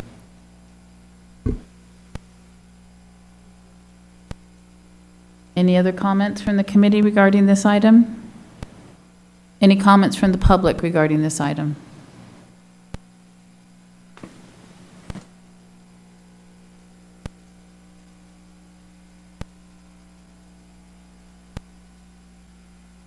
Hi, my name is Brian Bear. I'm the Chief Security Officer for Smart Guard in Sacramento. It's imperative when we talk about the training, and not just the training, but all of us here in our respective industries to understand that it is our duty to police our own industry. And especially you committee members up here, if you have intelligence or information on people that are not doing this properly, it is incumbent upon you to bring that information forward to the Bureau and to make your complaint. If that's not what you guys want to do, maybe you need to rethink what you're doing. It's a tough business. We need to regulate it. They can't do it by themselves. The industry's tried. Really, Cal Saga's made great moves towards taking care of their own. Our current president ran a training school. Of the 10 people that Cal Saga licenses are Cal Saga members currently in training schools. I'm sure he's checked each one of them out. It's really important we do the same thing. We see the guys out there with weapons all the time, and knowing that they're not pulling from a holster ever before they have to use that tool is just unacceptable. That's from an industry view, having done it for 40 years, and also from a public view. My God, something with it. Thank you. Thank you, Mr. Mayor. Do I have any other public comment regarding this item? So I want to kind of pose this question to the committee. We're at 11:40, almost 11:45, well, about 11:45. We can either take a break for lunch at this point in time and then come back to item 9, or we can take item 9 up and then take a break for lunch. Do we have any preferences from the committee? Take item 9 up? Okay. So we're now on item 9, which is an update regarding BSIS efforts to reduce deficiencies in licensing applications. During past meetings, the Bureau has shared, either through my Bureau Chief updates or through actual meeting agenda items, suggestions on steps applicants can take to help get their licenses issued as timely as possible. Such suggestions included making sure there are no deficiencies in their paper application and ensuring personal information such as name, date of birth, and social security number on their live scan forms match the information on their applications, whether those be a paper format or through the Breeze portal. Unfortunately, in spite of these efforts, the paper application deficiency rates continues to be around 25%, and the Breeze application exception rate continues to be 15 to 20%. As a reminder, a deficiency in a paper application occurs when the applicant fails to provide required information or the applicant provides incorrect information on one of the application data fields. And as an example of an incorrect is when we launched into Breeze, and as a result of just slower processing times with everybody in learning mode, all of management, we were on overtime processing apps. And I remember one night I was there, I was going to do apps from 5 to 6 and then leave after I had done my batch of apps. And I got to the point that I wasn't going to go home until I had one application that wasn't deficient, that I could actually issue the license, because I was so excited to be able to issue the license. I ended up shutting down about 6:15 because out of the packet of 25, and keep in mind I'm slow because I don't know it, there were deficiencies, even one deficiency to this date that still just dumbfounds me, in that under the address field, the only thing that was on the address field was the number 45. We couldn't even issue a deficiency letter to this applicant because there wasn't a complete address for which to issue a deficiency. So anyway, my little kind of tidbit on deficiencies. So there is a lot of problems with some of our population in the paper applications, and some of this presentation today is addressing them. So also as a reminder, an exception occurs with either a paper or Breeze application when either the personal identifier information on those two documents do not match and Breeze doesn't automatically synchronize, and it requires somebody to manually intervene on the application. The recent audit, which I referenced in item 6 and the fee adjustments, brought to light that application deficiencies do significantly increase the Bureau's workload and the Bureau's cost of doing business. And toward that effort of trying to reduce deficiencies and in alignment with the objectives that we outlined for our 2017-21 strategic plan, the licensing management team is working on implementing several changes to help reduce deficiencies and exceptions. With us today is Licensing and Policy Admin Deputy Chief Clarissa Serrata-Chavez to discuss some of these efforts that we have started and some that are coming down the pipeline. No. The light's on. Can you hear me now? Okay. So as Laura has stated, the Bureau is working to reduce our deficiencies. Some of this information may be somewhat repetitive as we've discussed the performance fee review dated April 14, 2017. As we've stated, initial employee applications have a 25% deficiency rate. Of the overall rate, security guard and firearm permit applications account for about 25 to 35%. The review further found that overall the deficiency rates for the renewal of the employee applications was much lower. However, security guard renewals accounted for about 25% of the deficiency, and firearm permit renewals accounted for 50% of the deficiency rate. Addressing application deficiencies adds additional workload to staff and impacts application processing timeframes. A clean application for a guard for employee, I should say, takes an average 35 minutes to process. A deficient guard application employee takes twice as long, about 90 minutes. A clean firearm permit application takes an average of 45 minutes to process, where a deficient one takes an average about 110 minutes. The process, just to share a little bit of the process of what we have to go through. Staff is required, obviously, to generate a deficiency letter, so the correspondence is prepared and is mailed out. In addition, then, once the information is returned, staff has to circle back and pull the documentation, make sure the documentation is actually now corrected, has corrected the deficiency. We have to review to make sure it's complete. If there is another deficiency with that information, then the process starts over again. And that, therefore, here goes the delay.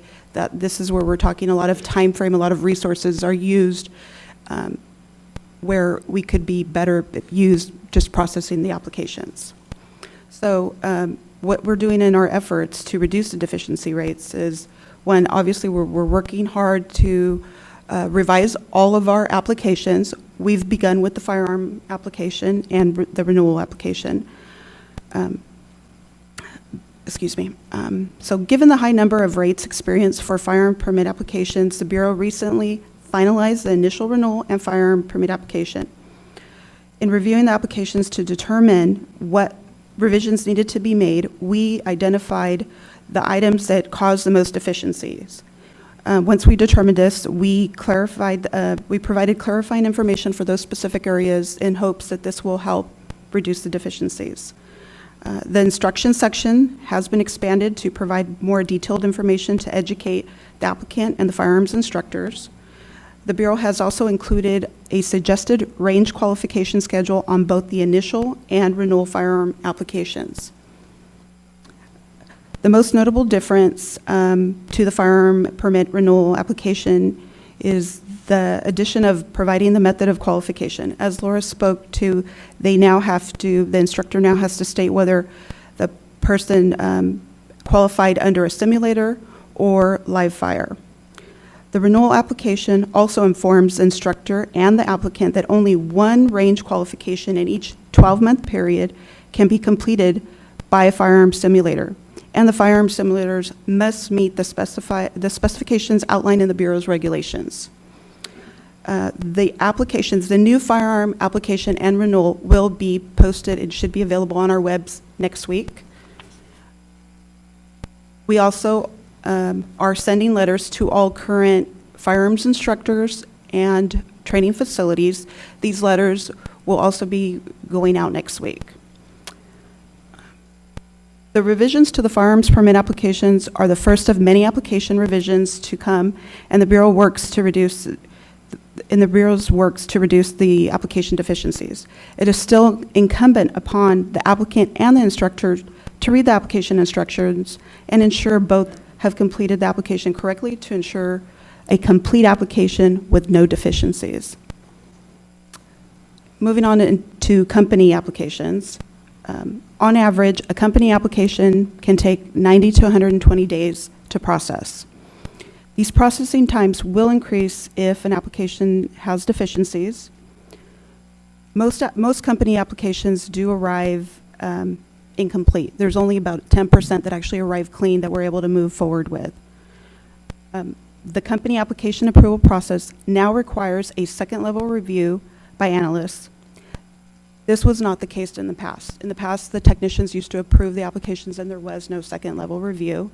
The chief wanted to ensure that we were doing our due diligence to make sure qualified managers, instructors, and the companies were meeting the requirements and should be licensed as required by law. To help ensure company applications are being reviewed thoroughly, the Bureau has built a team of licensing analysts to conduct these second-level reviews. The analysts are available to assist staff and answer technical questions. The Bureau is also working to revise company applications in the future, and we're beginning with the private patrol operator. Just to let you know, of the company applications, 5 to 15% of these applications must be elevated also to management. So a lot of these applications, this percentage, because of the complexity or because something is becoming convoluted, they're elevated to myself, the licensing manager, and at times to the chief. Is there any questions regarding licensing deficiencies? You had mentioned the, do you know the renewal rate deficiency? The renewal rate deficiency? I know you had mentioned it was around 25% for So security guards. for 25% deficiency rate for like employees, and then 50% for firearms. That's- The employees. But that's initial. Right, initial. Well, that was renewals. At 25? Yes, 25 and then 50 on the firearms. And then for initials, we have 25 and 35. Okay, thank you. And you might have mentioned this, I'm not sure if I missed it or not, but what are the items that are most prevalent in terms of what you see in terms of what the items are of deficiency? So they're not mentioned here. I did not mention that. Basically, we talk to staff, those that that are reviewing and they see the repetitive deficiencies. I mean, a lot of the times for the firearm permits, we see signatures are missing, whether the instructor or the applicant fails to sign. I mean, there's been instances where some of the requirements that the instructor has to fill in is missing, and then we want the app complete, from beginning to end. We can't move forward if it's not 100% complete. Mr. Farnsby, on the Bureau's website, we also have, like, on the main web page under application processing times, tidbits on the most common pitfalls to avoid to ensure that your application gets processed as timely as possible. So if you're looking for suggestions, a lot of it just has to do, as Clarissa alluded to, is incomplete, lack of signature, what I just referenced, lack of address, hand printed and absolutely not legible. You can't even discern what the name is or any of that information. Also, another common issue is when the fingerprints, they fill out their live scan form with a different name, even than what they fill out the application, or transposition of digits of socials or date of births. All of that impacts the ability for automatic synchronization with Breeze. Even if if it's transposed on the paper, that's what happens with the technician entering it into the database. Obviously, with numbers, we have issues also with transposition from entries, and so those don't automatically synchronize. But from the applicant's perspective, I think on the initial, it's just making sure if it's a paper, you can read it, you're consistent with what you provide between the application and the live scan form. Yeah, it's complete, you sign it, everything that's needed. On renewals, I think the number one pitfall that we see, and this is one of the things that we're adding to the application form starting with the firearm permit, is one, there's no renewal form that's issued for a firearm permit. Not really sure why that is the case, and oftentimes people forget about it because they don't know it's coming, and by the time they submit, by law, they're required to submit a renewal. All registrants are required to submit their renewal 60 days prior to expiration, and the reason for that requirement is because the Bureau's processing time is about 60 days. Now, if they do it in Breeze, that's a different story, but let's just assume it's paper app coming in the door. And even if it's the renewal coupon, if there's issues with an address change, all of that takes 60 days. And oftentimes, we will get particularly firearm permits where we're getting the application submitted 3 days before expiration. Well, it's recognized as received, but it's not going to be renewed timely. And then when you add the deficiency rate. So going back to all these little pitfalls of what can happen with your application, we started with the firearm permit applications because that's the highest deficiency rate of all the application types that we have. We've added additional information. For example, the initial firearm application now includes information on what to do for renewal. You're not going to get the notice. You're required by law 60 days. Look at Breeze.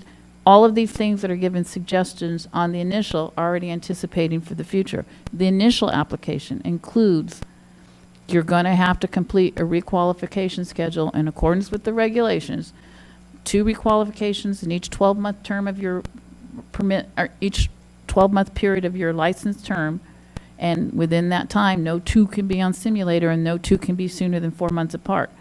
Nobody has to go to the regs now to find that out. It's straight on the application. It's going to be on the initial application, and as Clarissa alluded to, we can take the horse to water, but whether they drink or not is another story. But the information, the application is going to stand alone for initial, for what's needed for initial, and suggestions for what's needed for renewal, all the way up to having a suggested schedule for completing requalifications that will ensure that you're within the regulatory requirements for the renewal. So we're giving much more robust information. Again, in the same arguments that an informed consumer makes a better consumer, can be better addressed, giving the information to applicants, the assumption is an informed applicant will hopefully make better decisions on a licensing, on a license that basically is directly related to their livelihood. So give the tools for the people to empower themselves on what they need to know in order to carry out their activities. That's the goal of these changes that are happening on the application form. Also, another thing that the licensing is working with, in accordance with the Bureau's strategic plan, we are working to partner more with the call center, the Consumer Information Center, also known as CIC. Consumer Information Center takes calls for us on Tuesdays and Thursdays in order for us to dedicate that full time to just processing applications. We've updated job aids and guides and have shared them with them. We also have training scheduled with both Bureau staff and call center staff scheduled in August, where myself and the licensing manager and SOUP will be conducting this training to help them and better equip them to answer BSIS calls as they answer calls for the department, but I know majority of their calls do belong to BSIS. One last item that I wanted to point to is we continue to work on our website to enhance it and improve it in whatever way we can. Items that are there, one item that I'd like to point out is that like the badge and patch requirements, those are on our website. So a lot of the times there's information there that to avoid a phone call, avoid an email, you can find that information on our website. We've recently added the insurance information, what's required on the certificate of insurance, and it's broken down into basically the private patrol and liability insurance for whether if you're an LLC alarm company or if you're a private investigator LLC. That information is there, and because of that insurance requirement, we constantly get many calls regarding this. So, as Roy knows that, he had that question to me, and I directed him to the link. And so, staff actually enjoys having the link available, because when they get the call, rather than try to walk somebody through it and maybe the person misunderstand it, they direct them straight to the link or on the web page. So these are basically what we're working on. These are our efforts to help reduce the deficiency, and hopefully this would prevent us from having that future additional increase in fees. I have a comment in a couple suggestions to maybe help decrease deficiencies. Of course, the pushes, online registration, that would solve a lot of this. But I see even with helping people complete the online registration, obviously they still have to fill out the paper application, and most of the time you can't read their printing.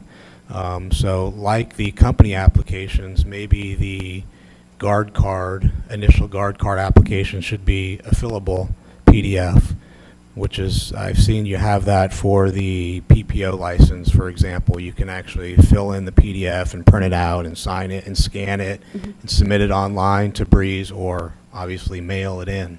So just so that I'm clear, so if somebody is applying for their guard initial online, they don't have to attach the application. They're Correct. filling out the application online.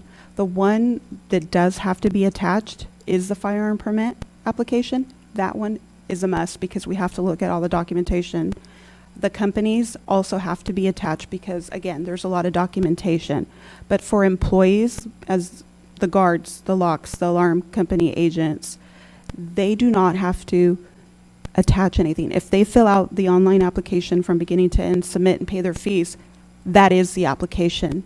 And as Laura has stated, it's synchronized. If it syncs up with their live scan prints, I've seen them issue within a matter of days. Right. And I was, Are you asking, I was- are you asking about the PDF form that can be completed if somebody does not submit Breeze and they're going to complete it? Correct. That it would be a fillable form as correct. opposed to printing it? 25% are still mailing them in, and I'm sure your analysts can't read their handwriting, just like I can't read their handwriting. And I assume that's a big cause for the deficiencies. And if 20% of the people are still mailing them in, maybe that online application, or that application that they can fill out, should be a fillable PDF, similar to some of the others that are fillable, because some people are not going to complete it online. Some No, people that's- are that's- going I to get mail it in. So if it's fillable That's and they're actually- typing in the that's a good information, suggestion. it may be easier to make out once it gets to you. For example, you said you saw an application, their address was 724,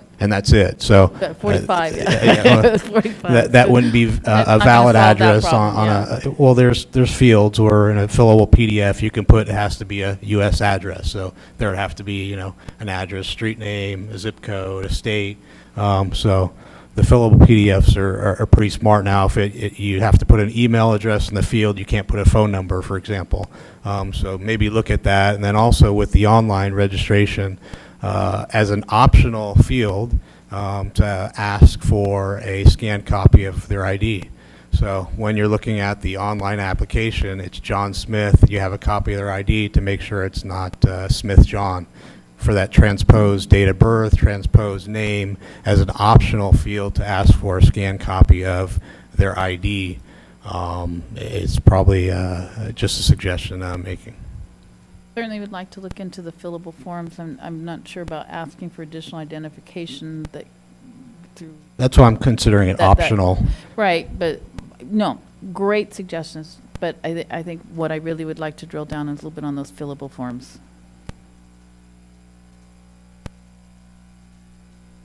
Also, if for those who are filling out applications online, there's also a way to allow the applicant to kind of go through the different items to fill in the information, and not allowing them to continue to go down from item to item until they fill out all of the information. I've experienced some surveys and registration forms of that nature also. And then I have a question for the deputy and for the chief, and I don't know the answer. I'm just curious. Currently, right now in the books, from start to finish of the process is 60 days. From your opinion, do you think increasing the time would help, or do you think that would create more of a challenge? I can see that going kind of either way. As far as them submitting them Yes. on time. Yeah, and in our experience, what we've seen most of the time is that people are waiting until the last minute to submit the renewal. And we have a lot of work. Our volumes are high. So when they wait till the last minute, you're talking, you're around 8 to 10 weeks possibly to get somebody to physically be able to touch that application, given the volume and so on. I think, again, if we did extend it, we may run into the same thing. The issue is people wait until the end. And, again, we're doing our best to staff up so that we have more bodies to be able to process these applications. Sure. Thank you.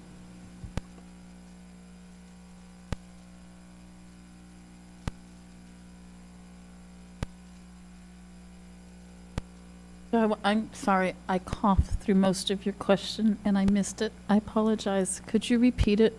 I was just basically asking.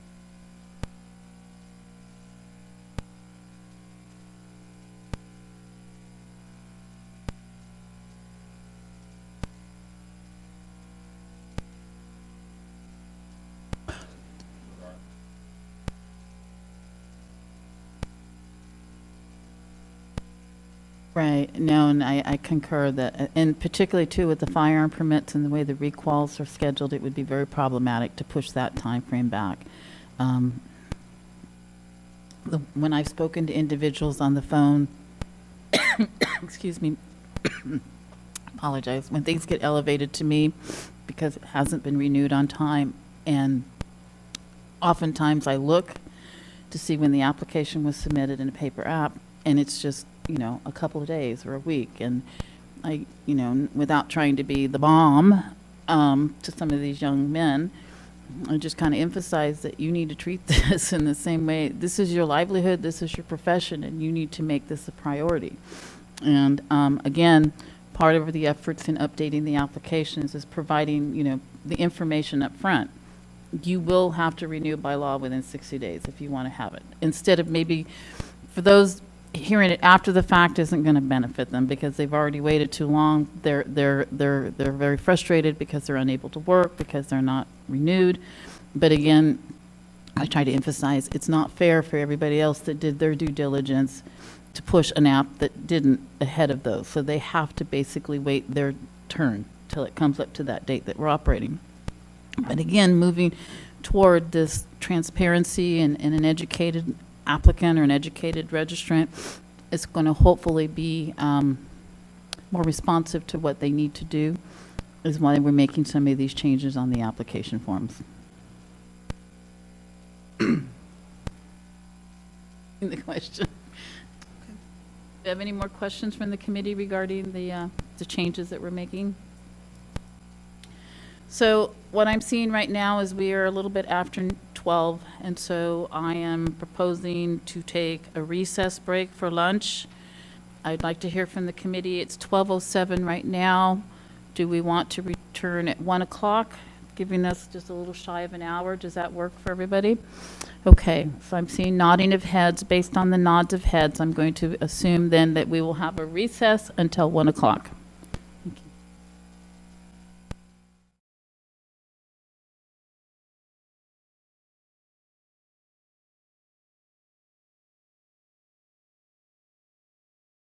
So back from the lunch break, I do want to remain on item 9. I just realized that I did not ask any opportunity for comment from the public, and I want to, item 9, just to kind of bring everybody back up to speed, had to do with the update regarding the BSIS efforts to reduce deficiencies in licensing applications. And I want to make sure, did anybody from the committee have any comments regarding that item?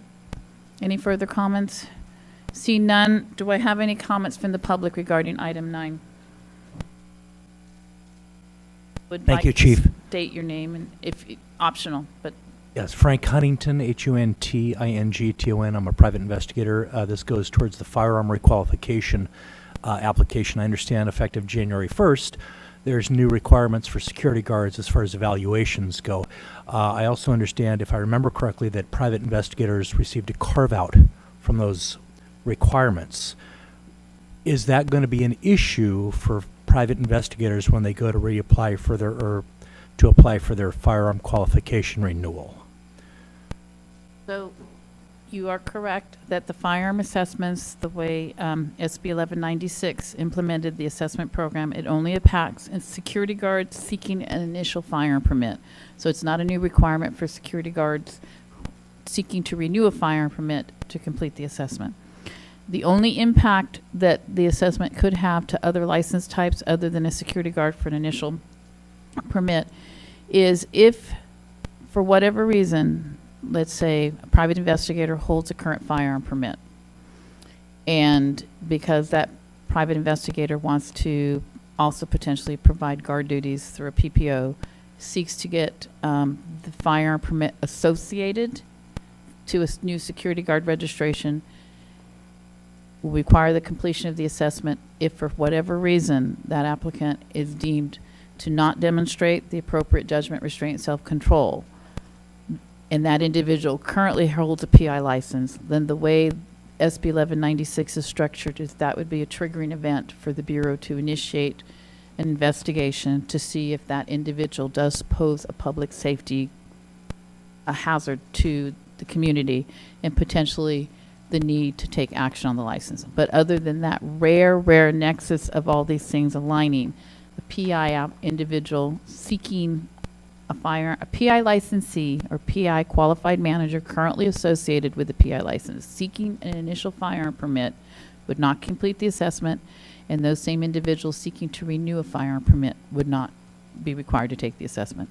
Okay, thanks. My question was more towards the mechanics of the website. Is it going to be an issue for a private investigator to put his application in for an FQ, or is the website not going to be able to differentiate between a PI and a security guard? So that's a very good question. And the way the Breeze application process, and Clarissa, Deputy Chief Clarissa Serrato Chavez alluded to it, it's up, the Breeze application is nothing more than cursory information inputted on Breeze.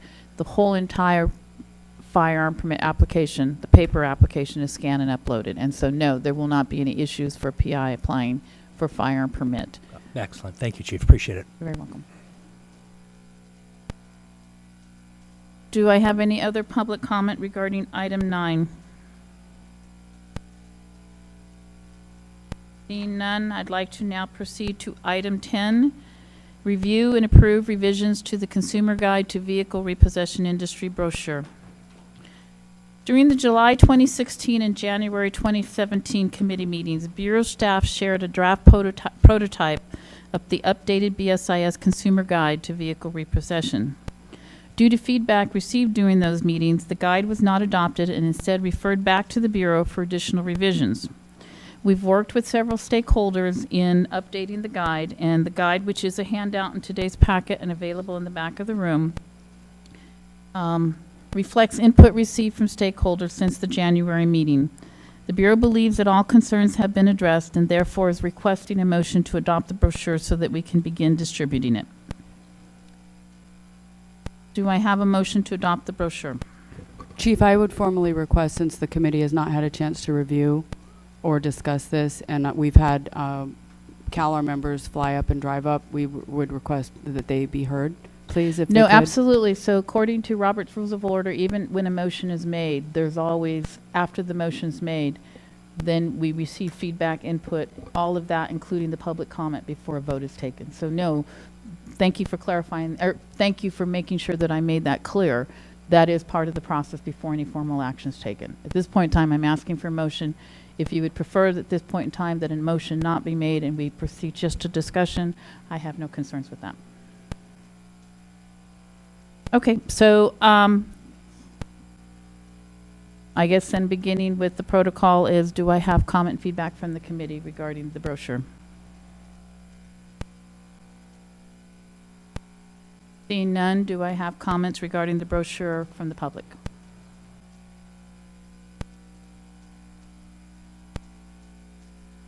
Good afternoon, Chief. Thank you for having me.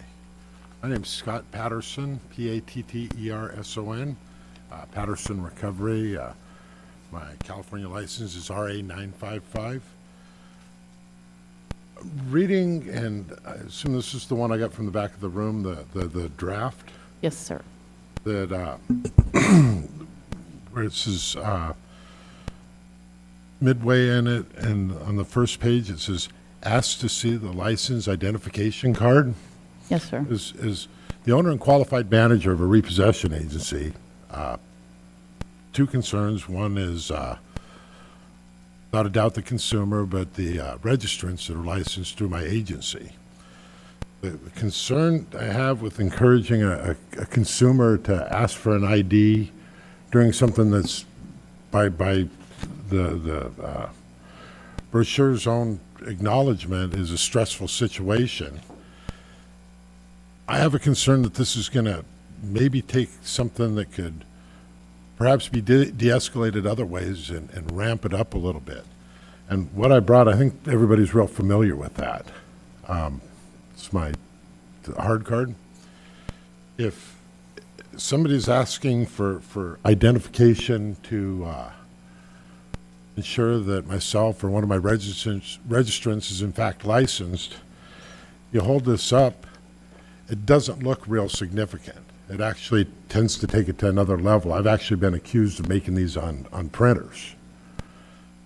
I respectfully ask, primarily for the safety of the registrants in my company, that you would at least consider removing the sentence, ask for license identification card. Because I just think that from a safety standpoint, you're keeping somebody there. A perfect repossession is when we don't talk to anybody. I mean, we're there and we're gone, and work real hard, and we train real hard to do it just that way.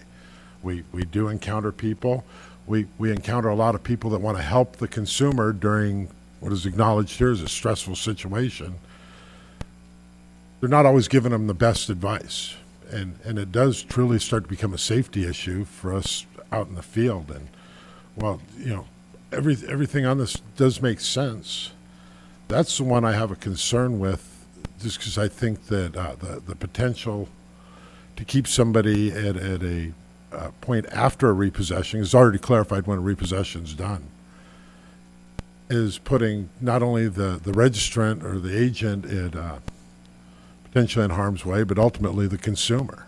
You know, the idea is to try and leave. And my concern is consumers are just my opinion. I think they're wiser than they were 20 years ago, as they should be, evident that a lot of this stuff is in fact working. I think that with something like this, they can take it the wrong way and think that we have to show them an ID. And again, you know, repossessors work in the middle of the night. It says, well, how do I even know you're really a repossessor? You know, I take this, and you know, some of them, they go to the state thing, and it's a card that big.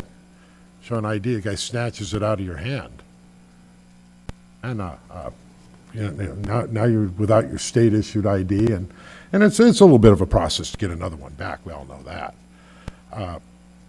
If I do absolutely think, you know, I know that the Breeze portal's had one or two challenges, but by and large, you know, most of it actually works pretty well. This stuff is easily checked by a consumer. When one of my tow vehicles is out at a repossession scene and has conducted the repossession, there's numbers that are this big that say RA 955. And that portal makes it real easy to type in 955 and know everything you need to know about Scott Patterson recovery.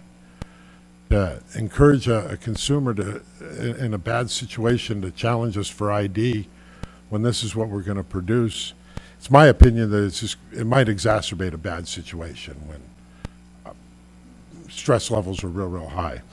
I did take the luxury, I brought actually, but maybe just a little bit of a human aspect to it. I brought one of my agents up here that had an incident that happened, I'm sure the Bureau's well aware of, last August 30th. If it's okay, I'd like him to be able to speak too, because he can speak to the nuts and bolts. This is a public forum, yes. It's not huge, but you know, I get worried for these guys. I mean, it was yesterday that I got a telephone call from a yard guy, and thank God it was a no-contact repossession. Man, there was 2 loaded AR-15s in the back of a vehicle. That's real world. They don't become marshmallows, and these people are real upset with what we're doing. It's, you know, we're probably the least popular people in this room, I would think. Anyway, I'm going to turn it to Cody here. He can maybe put a little bit to it. Thank you very much for your time. You. Good afternoon, ladies and gentlemen. My name is Cody McDaniel, McDaniel. As Scott mentioned, I work for him. I was born into this industry. I've been in this industry my whole life.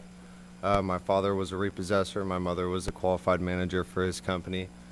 Spent some time in the Marine Corps, came back into the industry, and as he mentioned, as of last year, I sustained a gunshot wound to my lower abdomen during a repossession.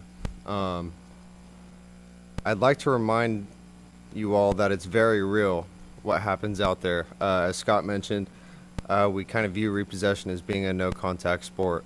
That's a perfect repossession to us. I think the potential to ask the consumer of us to challenge us in any way regarding whether or not to validate who we are, something of that sort, kind of provides the ammunition for them to kind of dangle something over the agent's head, when really our primary focus is protecting the consumer, but it's protecting the collateral and ourselves as well. We want to make sure we make it home at the end of the night too. I think Scott really covered just about everything, but I would venture to say the same. Thank you, Mr. Patterson, and thank you, Mr. McDaniel. No, and, oh, I'm sorry. Oh, I didn't know. No, I didn't realize there was another testimony, so I was going to start speaking, but at this point, Good afternoon. I'm just going to dovetail on what they were just speaking about to begin with, so we don't lose our train of thought. I've been a repossessor for quite some time, and on one occasion, I was repossessing a 2002 Monte Carlo for the second time in 3 months, so I was known. The car I was repossessing, they knew who I was. Same truck, same people, same everything. We hook the vehicle up, the individual comes out on the porch with a shotgun and points it at me. So what do? You're kind of stuck. There's no cover, there's no nothing. He's got a shotgun, he's pointed at you, you try to reason with him, it doesn't work, you back out. You take off running, which is what I did. He put the shotgun up, he jumped in his car, and he chased me down when I was running. Repo truck pulls up, I jump in, and we were chased for 15 minutes through the streets of Los Angeles. We could hear the sirens from LAPD coming, because as we were being chased, we just drove in a square, hoping that we don't lose the jurisdiction and they get there. To make a long story short, when they caught this individual, he denied everything. They ended up serving a search warrant on his house. They found the shotgun. Then they found out that he was a convicted felon for rape in concert. He was a sexual predator who was not registered where he was living for 3 years. By the time it was all said and done, he was sentenced to 18 years, 9 months. To this very day, Maurice Lewis is still in prison. This is one example why we don't think it's a good idea to be swapping IDs in the middle of the street in the middle of the night. Because unlike law enforcement, who has lots of support, we have none. And if we don't have cell service, we're really in trouble.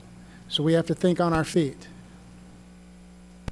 My friend Steve Larson was killed repossessing cars a few years back. He repossessed a car in Compton. He went to the location. There was a party. He figured it's too risky. He will come back. He showed up at 4 in the morning. He picked it up. They followed him. He went to 7-Eleven. They started shooting at him. He ended up driving, trying to get away. They caught up with him in Southgate when he had an accident because he was bleeding out, and they murdered him on the street. They shot him like 7 or 8 times. He's dead, gone. That's all there is to it. The individuals that we deal with, a lot of times, are really not curious about who we are. They're more concerned about stopping us, to prevent us from repossessing their car, or to take it back by any means necessary. Now, sometimes, like the case in Chino Hills, there was a woman that was getting her car repossessed, and she went out to talk to the individual. As the story goes, she just wanted to get her stuff out of the car. But what she didn't realize is when you've got moving equipment and a tow truck towing another car, when you turn, there's a blind spot. So the driver didn't see when she stepped in between the tow truck and the vehicle that was being towed, and he crushed her. It was an accident. How was he supposed to know? He didn't see her. He thought she was standing by the side. Repossessions are not something that go down smooth a lot of times. And because of that, we would like some precautions to ensure that the consumer is safe, but so is the repossessor. So when we look at the brochure that the Bureau has provided, which they want to submit to law enforcement, we take a dim view. If it's not in accordance with the law, if it doesn't accurately depict what's in the Collateral Recovery Act, that's a concern for us, because the information that comes from the Bureau is going to be relied upon by not just law enforcement, but by consumers, because that's why we call it a consumer guide. So we believe that it should accurately depict what the code says. Now, I don't go by a consumer guide. I've got my book here. This is what I take everywhere I go. California Bureau of Security and Legislative Services Laws and Regulations, 2016-2017 edition. I've got like 5 copies. So when we send out a brochure or a pamphlet, it should kind of mimic what the law is.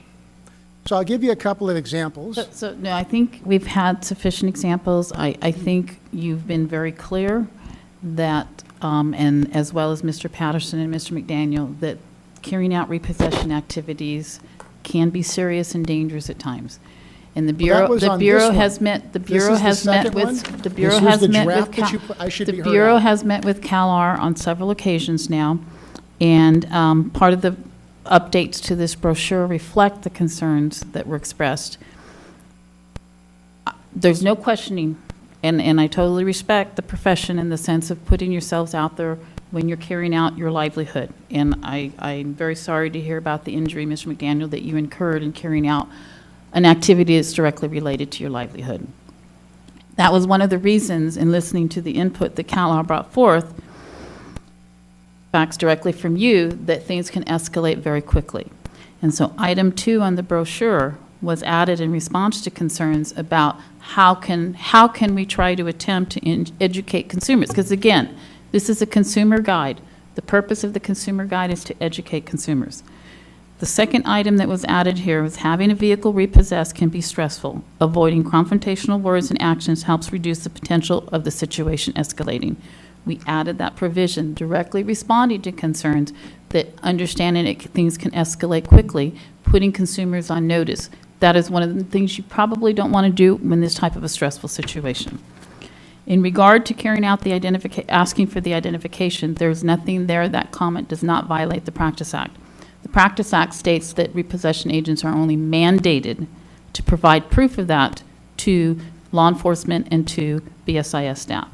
What this is a consumer guide letting people know. In some ways, it could be argued that somebody knowing who is actually carrying out that repossession is not just somebody taking off at the car. Could be argued to say that's another means of de-stressing the situation because people are now aware. The examples that were shared with me of the 20 of the situations of repossessors that had passed away, as I shared, the vast majority were related to illnesses or things that were incidental, not related to the act of the repossession. Not disputing the fact that repossession does not often result in serious injury to individuals. We have somebody here as a witness testimony to that. But in all the examples that were provided to the Bureau, those things had occurred from the get-go where people were seeing the car being taken away and running out of the house immediately with a firearm in hand or already in aggressive manner. We've gone back and forth on this brochure now. This is the third time it's being brought before the committee. And basically where I landed on this from the Bureau's perspective from the policy is, I know that the prior language on the prior brochure seemed to have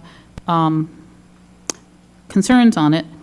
And so basically the language in the brochure reflects the language that has been the prior brochure that has been in place for over a decade.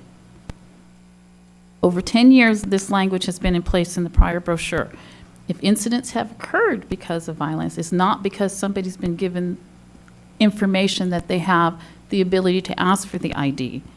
These were activities that were carried on with people that already had an agenda in mind the minute they saw what was carrying on. So, again, from the Bureau's perspective, this document has been reviewed by council. We ourselves have made sure that everything is in alignment with the Practice Act, and more importantly, it provides a quick and easy reference for individuals that may be subject to repossession. And asking for identification, I would venture to say any one of these situations where people were coming out with guns or already bats in hands or whatever in an aggressive manner weren't going to ask for the identification. A reasonable repossession agent would not be mandated to pull out a repossession identification card, which, by the way, you provided the actual permit of the licensure, but in the Collateral Recovery Act, there's also the requirement to carry an identification card with a photo ID. So it's beyond just the paper identification, and the lettering on that second document is in larger font. Again, if something is escalating, there's nothing here that's requiring the repossession agent to provide the proof.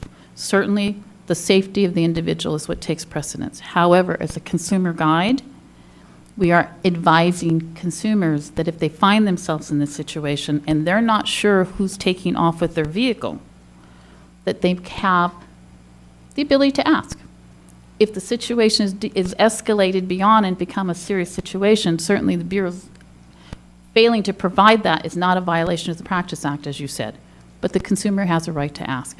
Just as in any type of professional setting where somebody's dealing with a licensed professional, you have the right to ask whether that person carries the licensure that's required in order to carry out that activity.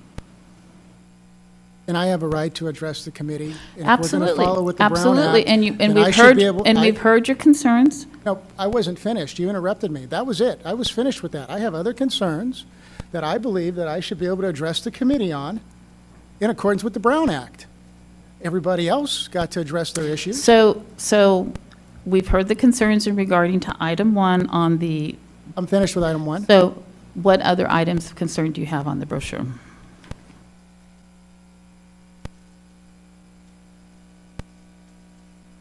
Item 2, is this the draft that we're going to go by, or are we going to go by both of them? Is this the most current draft? We are no longer going by that draft, Mr. Collins, because we have revised it since it came back to the committee. The draft that is under consideration is the draft that was agendized with this meeting. That is no longer relevant. The only one that's relevant is this document. Thank you.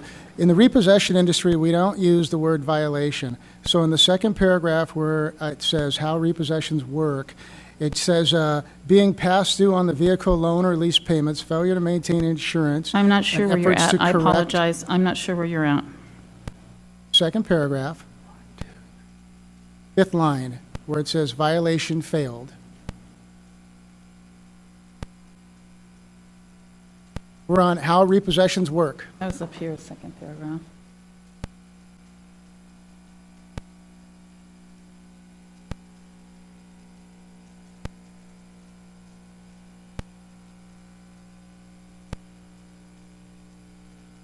So when a person has breached the contract, that part? Yes. Okay, and efforts to correct the violation fail. Yes, in the repossession industry, the word that is a term of art would be default. The word violation is a word that's not used in our industry. So when you're in default, that covers everything. So if we're going to do an impound, or if we're talking to law enforcement about a repossession, we simply say they're in default. The word But violation. again, this is designed for a consumer and not necessarily the industry. And the essence of what's being shared is that if a person has breached the contract and that breach has not been remedied, that they can be subject to repossession. The next item I have. But I am curious about one thing. We have had discussions, including 2 to 3 meetings separately, on language that's not underlined and in italics, because the underline in italics is what's new to the brochure. And if you had concerns with the word violation, why was that not raised during the one-on-one meetings that we had? All amendments to this brochure, Can you answer that question? all amendments to this brochure at this point in time reflect the input that was previously received by CalR and taking into consideration their concerns. So these are now new concerns over and beyond what was previously brought forth. We've brought this brochure, we've brought this guide now to the committee 3 times. And at this point in time, the Bureau believes it reflects the Practice Acts, and it reflects the concerns that you previously raised, not only before the committee, but also in individual meetings.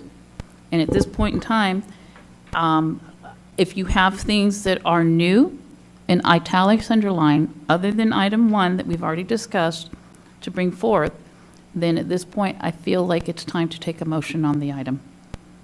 I have a right to address the committee.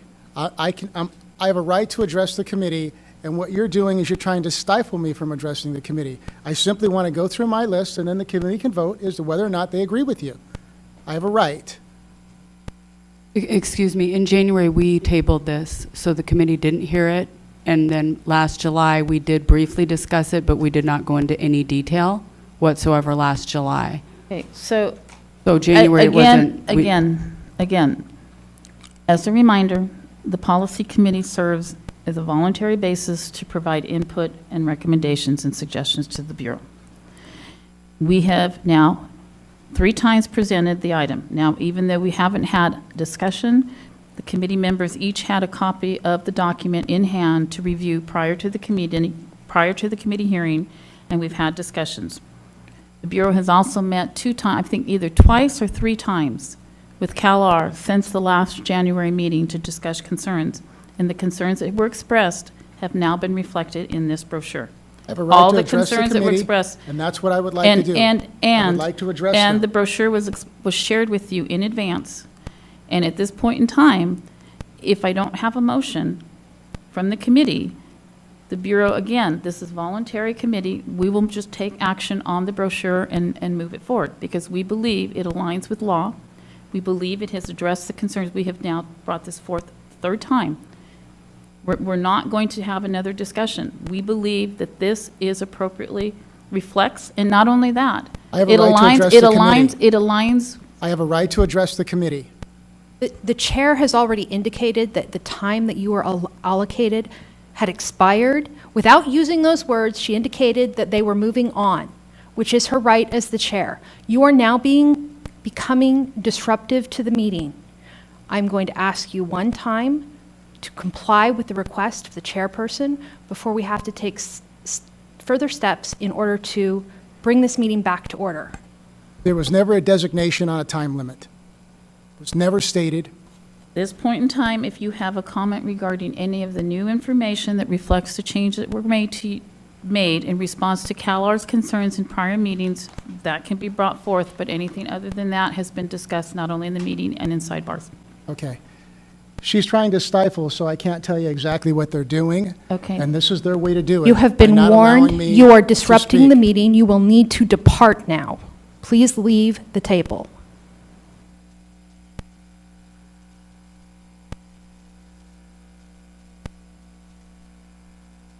I'm sorry, what?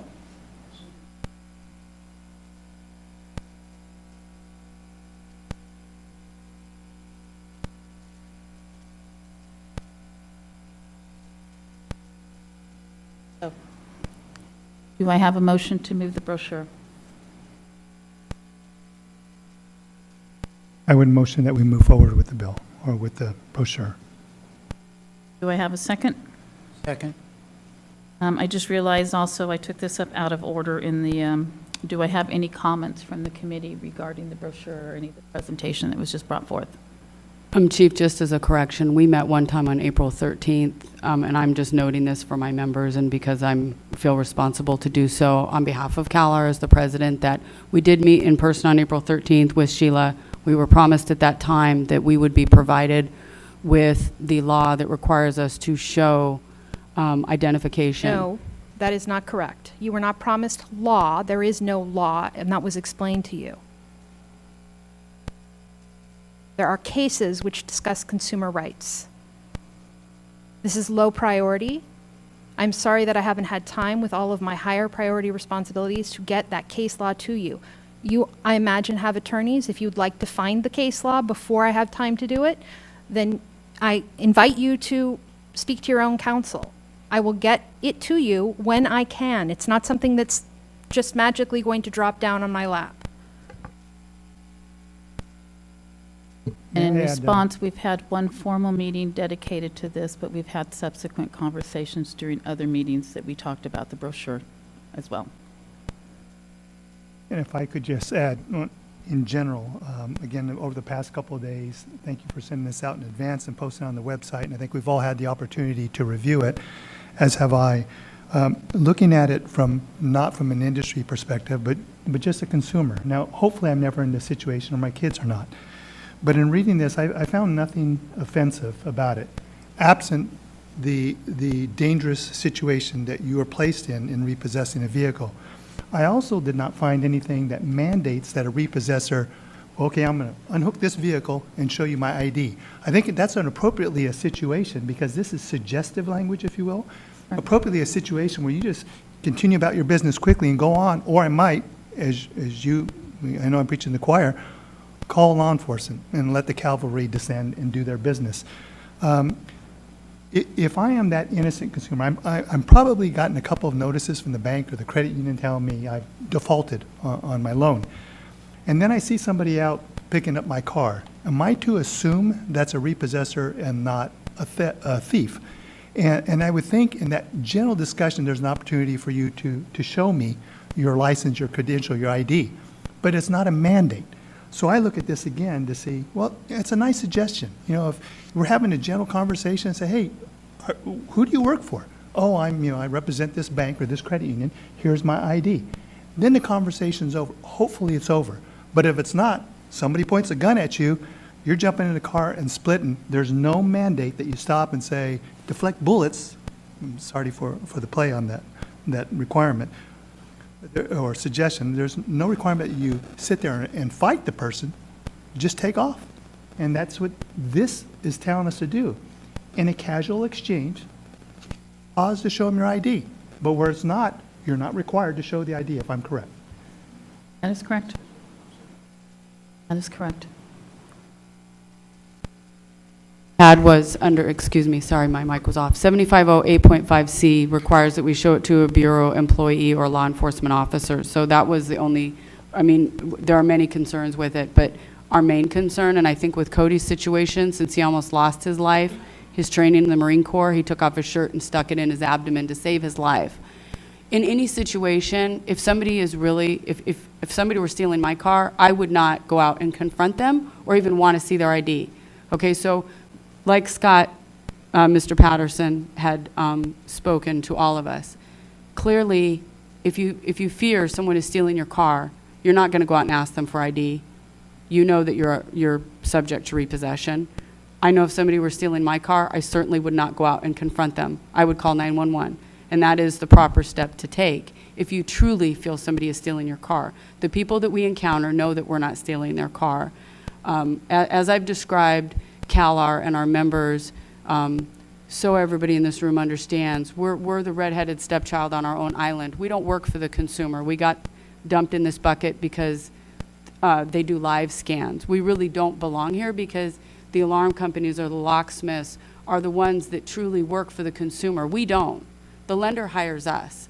So like Scott said, to keep our people safe, the benefit fund that I sent you, Laura, just for the record, about 50% of those were directly related to the repossession agency. The reason the benefit fund was started is because over the last 10 years, more, I should say 7 or 8 years, is when the deaths and injuries have increased. So we, as an industry, started that benefit fund. So 10 years ago, it may have been applicable if Noreen did the booklet. I don't know. I was not active on the board at that time.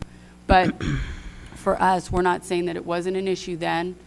But since violence we've had so many deaths in the industry, specifically Cody almost losing his life, Smooth, who is the gentleman that Joey was describing. And nobody's questioning that it is Right. not a dangerous profession. we don't- But again, the language that is reflected here is reflected from a brochure that's been in place for over a decade. I understand that, but Over a Laura, all decade. I'm saying is, if I could please finish, is that we have seen the deaths and the injuries increase, which is why the benefit fund was started in the last 7 or 8 years. So more people are carrying weapons, as Scott described. He had 2 A-15s, I believe, yesterday. So for us, since 7508.5C doesn't require that we show our ID to the consumer, law enforcement relies on, this is conflicting, the draft, the consumer guide is conflicting with what the law states. So you have a law enforcement officer out in the field who's looking at 7508.5C, and we do, of course, have to show it to him, but we don't have to show it to the consumer. So keeping our members safe, keeping my employees safe, I have my own repossession company. Since the deaths and injuries have increased the last 7 or 8 years, which is exactly why which is after that guide was created. I love Noreen. I've known her over 30 years. She helped me get my license. I think it was 1980 something. Okay. So I have no objection to that whatsoever. It's just the guide is different than what 7508.5C states, and law enforcement strictly is just going to be reading, it's conflicting. Okay, appreciate your comment. Thank you so kindly. Thank you. So any other comment from the committee? I'd like to make a comment. It seems like the big sticking point is the one sentence, asked to see the license identification card. So I'd like to make a suggestion. If that's removed, can we put some verbiage in there? And I know this has gone through a lot of channels and revisions, but this is the first I'm hearing of this big sticking point. So can we revise it to say that you can verify the company license on the Breeze website, since there is a requirement for all the trucks or vehicles to have the company name or company license prominently displayed on the truck, or contact local law enforcement?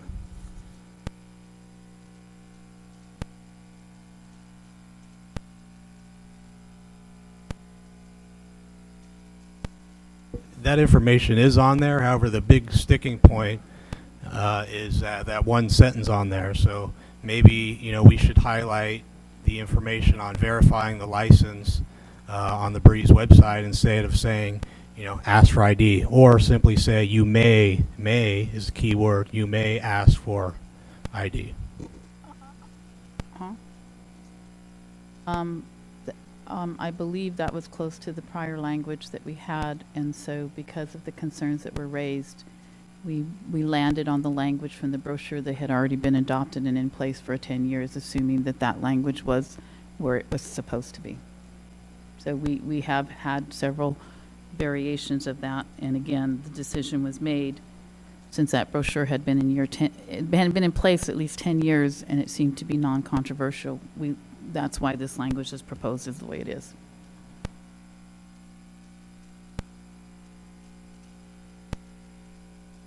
Any other comment?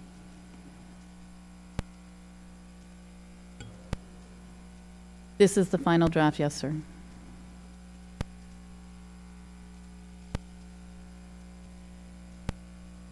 Further comment? Do I have? And Laura, that we had May in there and you guys removed it, because I know we didn't ask to remove it. I'd have to go back. I know we've gone through various nuances of this, and in language that's been shared with you in advance of the meeting as well, to say this is where it was going to land. Right, I know with Matt, though. And based on the email that was sent, I think, a week and a half ago, saying this is the language that reflects the current brochure language, and had not heard back, so assumed that we were okay. I just asked for Sheila's information, and you said she would have us something by today. I wasn't going to argue in an email, but I feel that I believe Matt brings up a valid point, and I'm sure people on the committee have concerns. If it reflect, say, you may, but this truly is interpreted, I believe, that we have to show it. And I think that's what we all have a problem with. So Matt, I believe, came up with the perfect solution in the wording. You may, not that it's required of us, but that you may ask for it. I think that would be the best compromise we've been able to come up with to date, and sometimes it takes somebody from the outside looking in. I know This is the current brochure that's been in place for 10 years. The language that's in here, that is being proposed here, came from the brochure that's been out there publicly. Prior versions of this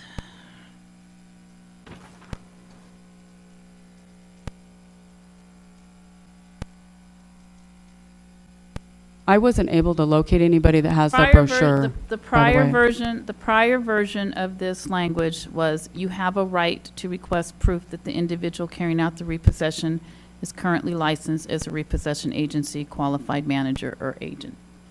You have a right to request. And that was the language that was struck, and that's why we ended up on the language that came from the prior brochure. So we're basically just advising the consumer, you have a right to request proof. That was comparable to May.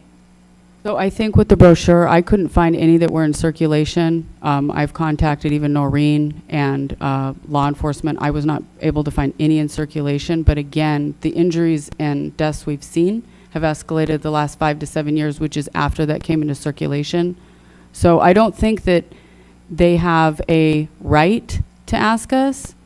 I think that, like you said, if it's a very amicable situation, we certainly wouldn't have a problem pulling out an identification Just card. say you may ask.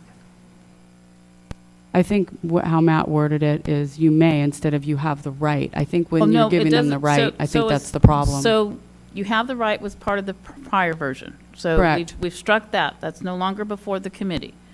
Here we're saying ask to see the license. So you're indicating that you may ask to see the identification and license would be agreeable. Yes. You may ask. Yes. Do I have a motion before the committee to amend the second sentence on item 1? And I want to make sure that we get this in the notes, the exact language that's being approved. So the second sentence of ask to see the license identification card is struck.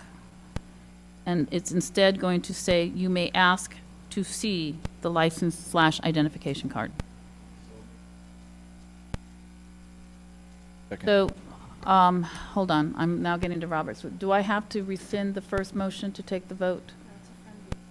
It's a friendly amendment? Okay, okay. So the motion before the committee is to strike out the second sentence in item 1. Current language reflects, ask to see the license/identification card. And what is being instead added is, you may ask to see the license identification card. That is the motion before the committee. And a first, we have a second. Can we call the roll? Simon Cruz, Aye. Marcel Egley, Aye. Sandy Harden, Matthew Lujan, Aye. Tim Westfall, Aye. Roy Ron, Aye. Nancy Murish, Aye. Dan Perez, Aye. Eli Owen, Aye. Anton Farnby. Aye. Oh, so I'm sorry. So I believe that was did we get unanimous on that? 10-0, or was there an abstention? I wasn't. At the 10. Okay, 10. Okay, so we've had a motion to amend the brochure as previously stated. Now, I would like to return to the motion of adopting the brochure. We've already had a first and second motion on that, so I would like to now call the roll on that motion. Simon Cruz, Aye. Marcel Egley, Aye. Sandy Harden, Aye. Matthew Lujan, Tim Westfall, Aye. Roy Ron, Aye. Nancy Murish, Aye. Dan Perez, Aye. Eli Owen, Aye. Anton Farnby. 10-0, unanimous vote. The brochure has been adopted with the amended language on item 1 to say you may ask to see the license/identification. Thank you. Okay, so want to make sure, since we took things out of order, that I have no additional comment regarding item 10 from the public. Seeing none, we are now on item 11. Discussion regarding BSIS implementation of the Private Investigator Act and Collateral Recovery Act disciplinary review committees. In 2015, AB 281, Chapter 740 was enacted to establish the Collateral Recovery DRC, and AB 921, Chapter 635 was enacted to establish the PI DRC. Both bills provided a July 1st, 27 operative date for the committees. The purpose of the committees is to provide applicants and licensees from each of these respective practice acts an alternative to the administrative hearing process to appeal the Bureau's denials of licensure as well as the Bureau's issuance of citations. Two other practice acts regulated by the Bureau, the Private Security Services Act and the Alarm Company Act, have had DRCs in place for several years. Given the current number of appeals to an administrative law judge that the Bureau receives from applicants and licensees relating to the Collateral Recovery Act and the PI Act, the Bureau anticipates these new DRCs functioning in a similar timeline as the Alarm Company Operator DRC. Historically, the Alarm Company Operator, as we use the acronym ACO DRC, meets 3 to 4 times a year, and the Bureau anticipates a similar meeting schedule for these two new DRCs. With us today is Deputy Chief Sam Stadolsky to provide additional information regarding the committees and their operations.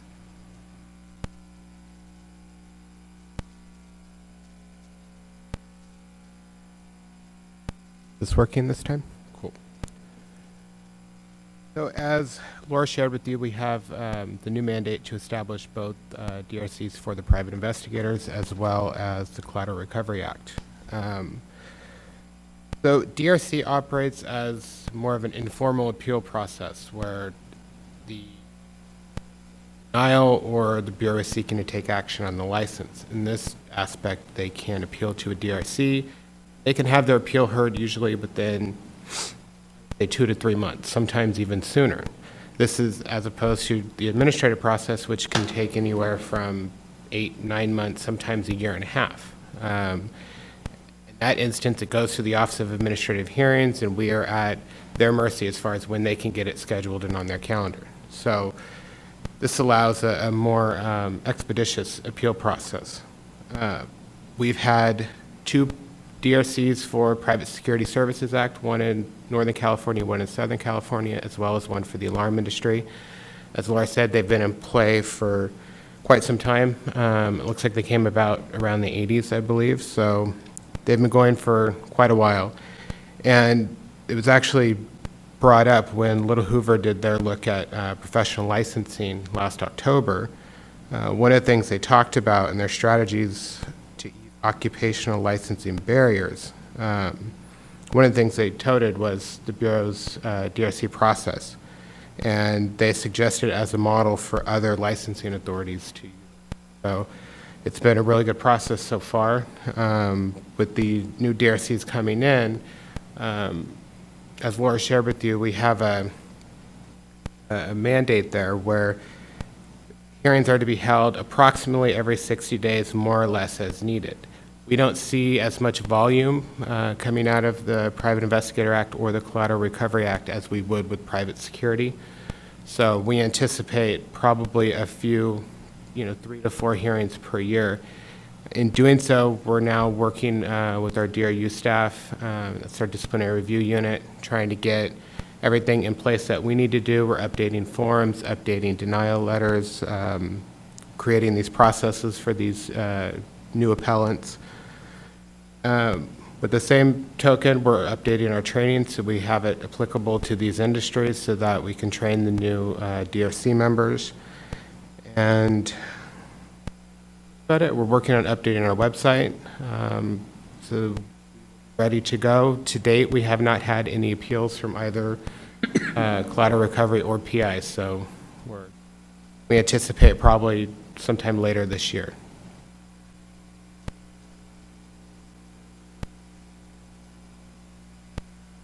Any questions or comments from the committee regarding the new 2 DRCs that are, did you mention at all about the Little Hoover Commission? Okay. So it was something that was touted recently when all the departments, boards, and their disciplinary activities were overseen or reviewed in relationship to how quickly individuals who are appealing their regulatory entities' decisions are able to reach and achieve a remedy. When things go through the administrative hearing process, as Sam alluded to, we're talking potentially sometimes over 12 months between the time the motion is filed with the Attorney General's office and goes before an administrative law judge. And the Little Hoover Commission touted the DRCs as a very good compromise, as a remedy to be able to reach the appeal decisions in a much quicker fashion. So even though the statute indicates every 60 days or so, and based on the volume of appeals received, as in the case with the alarm industry, where sometimes they're only meeting 3 times a year, it's still a much more timely remedy to reach those decisions than anything going through an administrative process. So I think in many ways, the Bureau is being seen as a poster child in utilizing these DRCs, and the legislature saw fit to expand that role, not only from the current private security services and the alarm industries, but also into these industries. They've been very successful in the other practice acts, and we look forward to having similar success in carrying out the duties in these 2 areas as well. So do I have any questions or comments? July 1, 2017.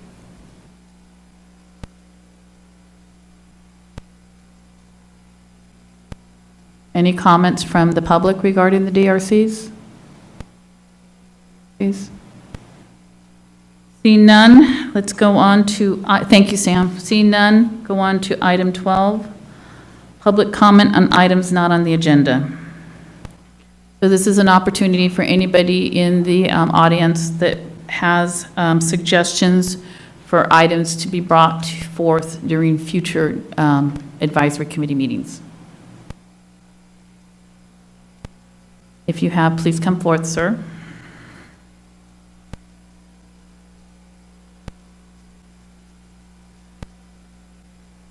Good afternoon. Thank you again. Robert Smith, SMITH. Just want to ask about the timeliness of notification for people to arrive at these meetings. I've asked this before and before and before. And at one meeting, we were here, and you put out a whole year calendar for 4 meetings, and they're on my calendar, but I didn't buy airline tickets a year in advance. So when I buy them and the meeting is canceled, I've got to go through the rigmarole that we all know what you have to go through when a ticket is canceled. Getting notified 7 days ahead obviously increases your fee and your time and your trouble and your schedule arrangement to be here. And I just ask that you just take into consideration the people that come from San Diego or other parts of the state that have one flight to be here on time, but have other company schedules to work around. I would really appreciate that, again. Duly noted. Oftentimes, we're believing that we will be able to meet. We've had to cancel at times, not because of things that have happened in the last minute where we're not going to be able to establish a quorum or other issues that may be arising that have taken precedence. However, you do make a good point that the more timely the notice, and if a meeting's going to be canceled, the more people will know, and individuals such as you that are needing other travel arrangements. You jogged my memory on the last conversation about notice on documents that may be out there for people to read.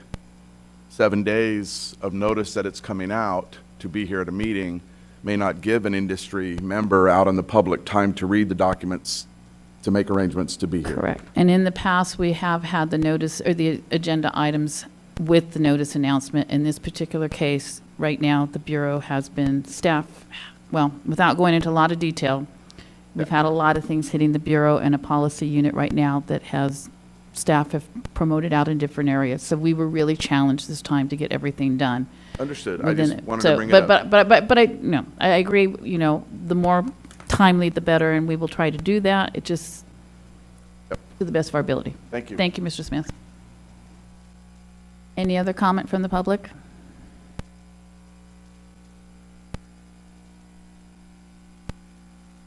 Don't they?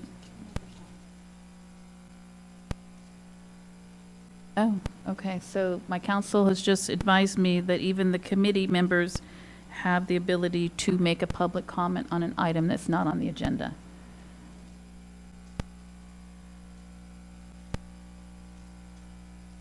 Seeing none, let's move on to item 13.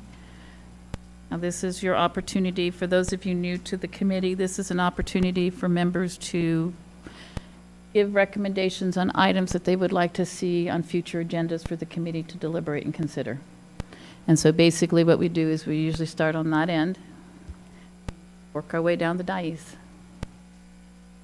Nothing from me, thank you. Probably already going to be included on the agenda, but for sake of ensuring that it is, perhaps an update of the enforcement of Tammy and her group, what they're able to do, and specifically with respect to the firearms training and auditing or inspection program. I don't have anything today. I don't have anything today either. Again, probably on the agenda, but I'd like to make sure we discuss legislation and the status of the legislation, especially 1196. Oh, the implementation. So not current legislation moving forward, but continued efforts on implementing SB 1196. In addition to status, yes. Yes, okay.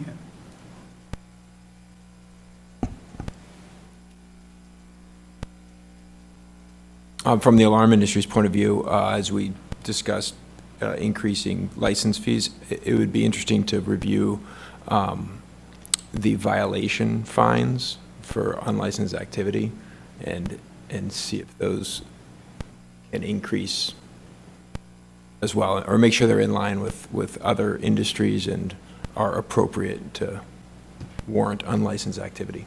So the current limit is $5,000, and you're saying to go above 5,000. 5,000. I thought it was much lower. No, it's anywhere, the Bureau has the discretion to issue an unlicensed activity fine up to $5,000. That's across all your... Yes, except for, yeah, well, the only one that doesn't, for unlicensed activity, yes. Oh. Scratch that.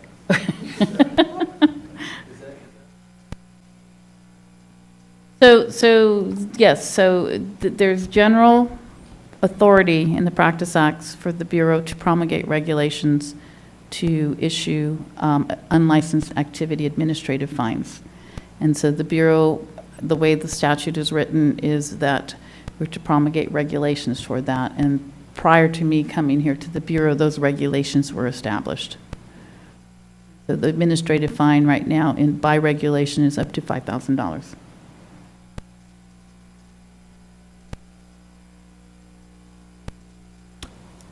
Representing the firearms training facilities, it would be nice to talk about Senate Bill 1196 as far as the third-party vendor who's going to be doing the assessment, and if there will be any fees involved, in addition to the fees that the applicant's going to incur when they're applying for the permit.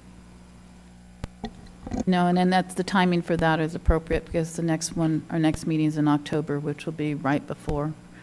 Hopefully, things will start gelling with the contract.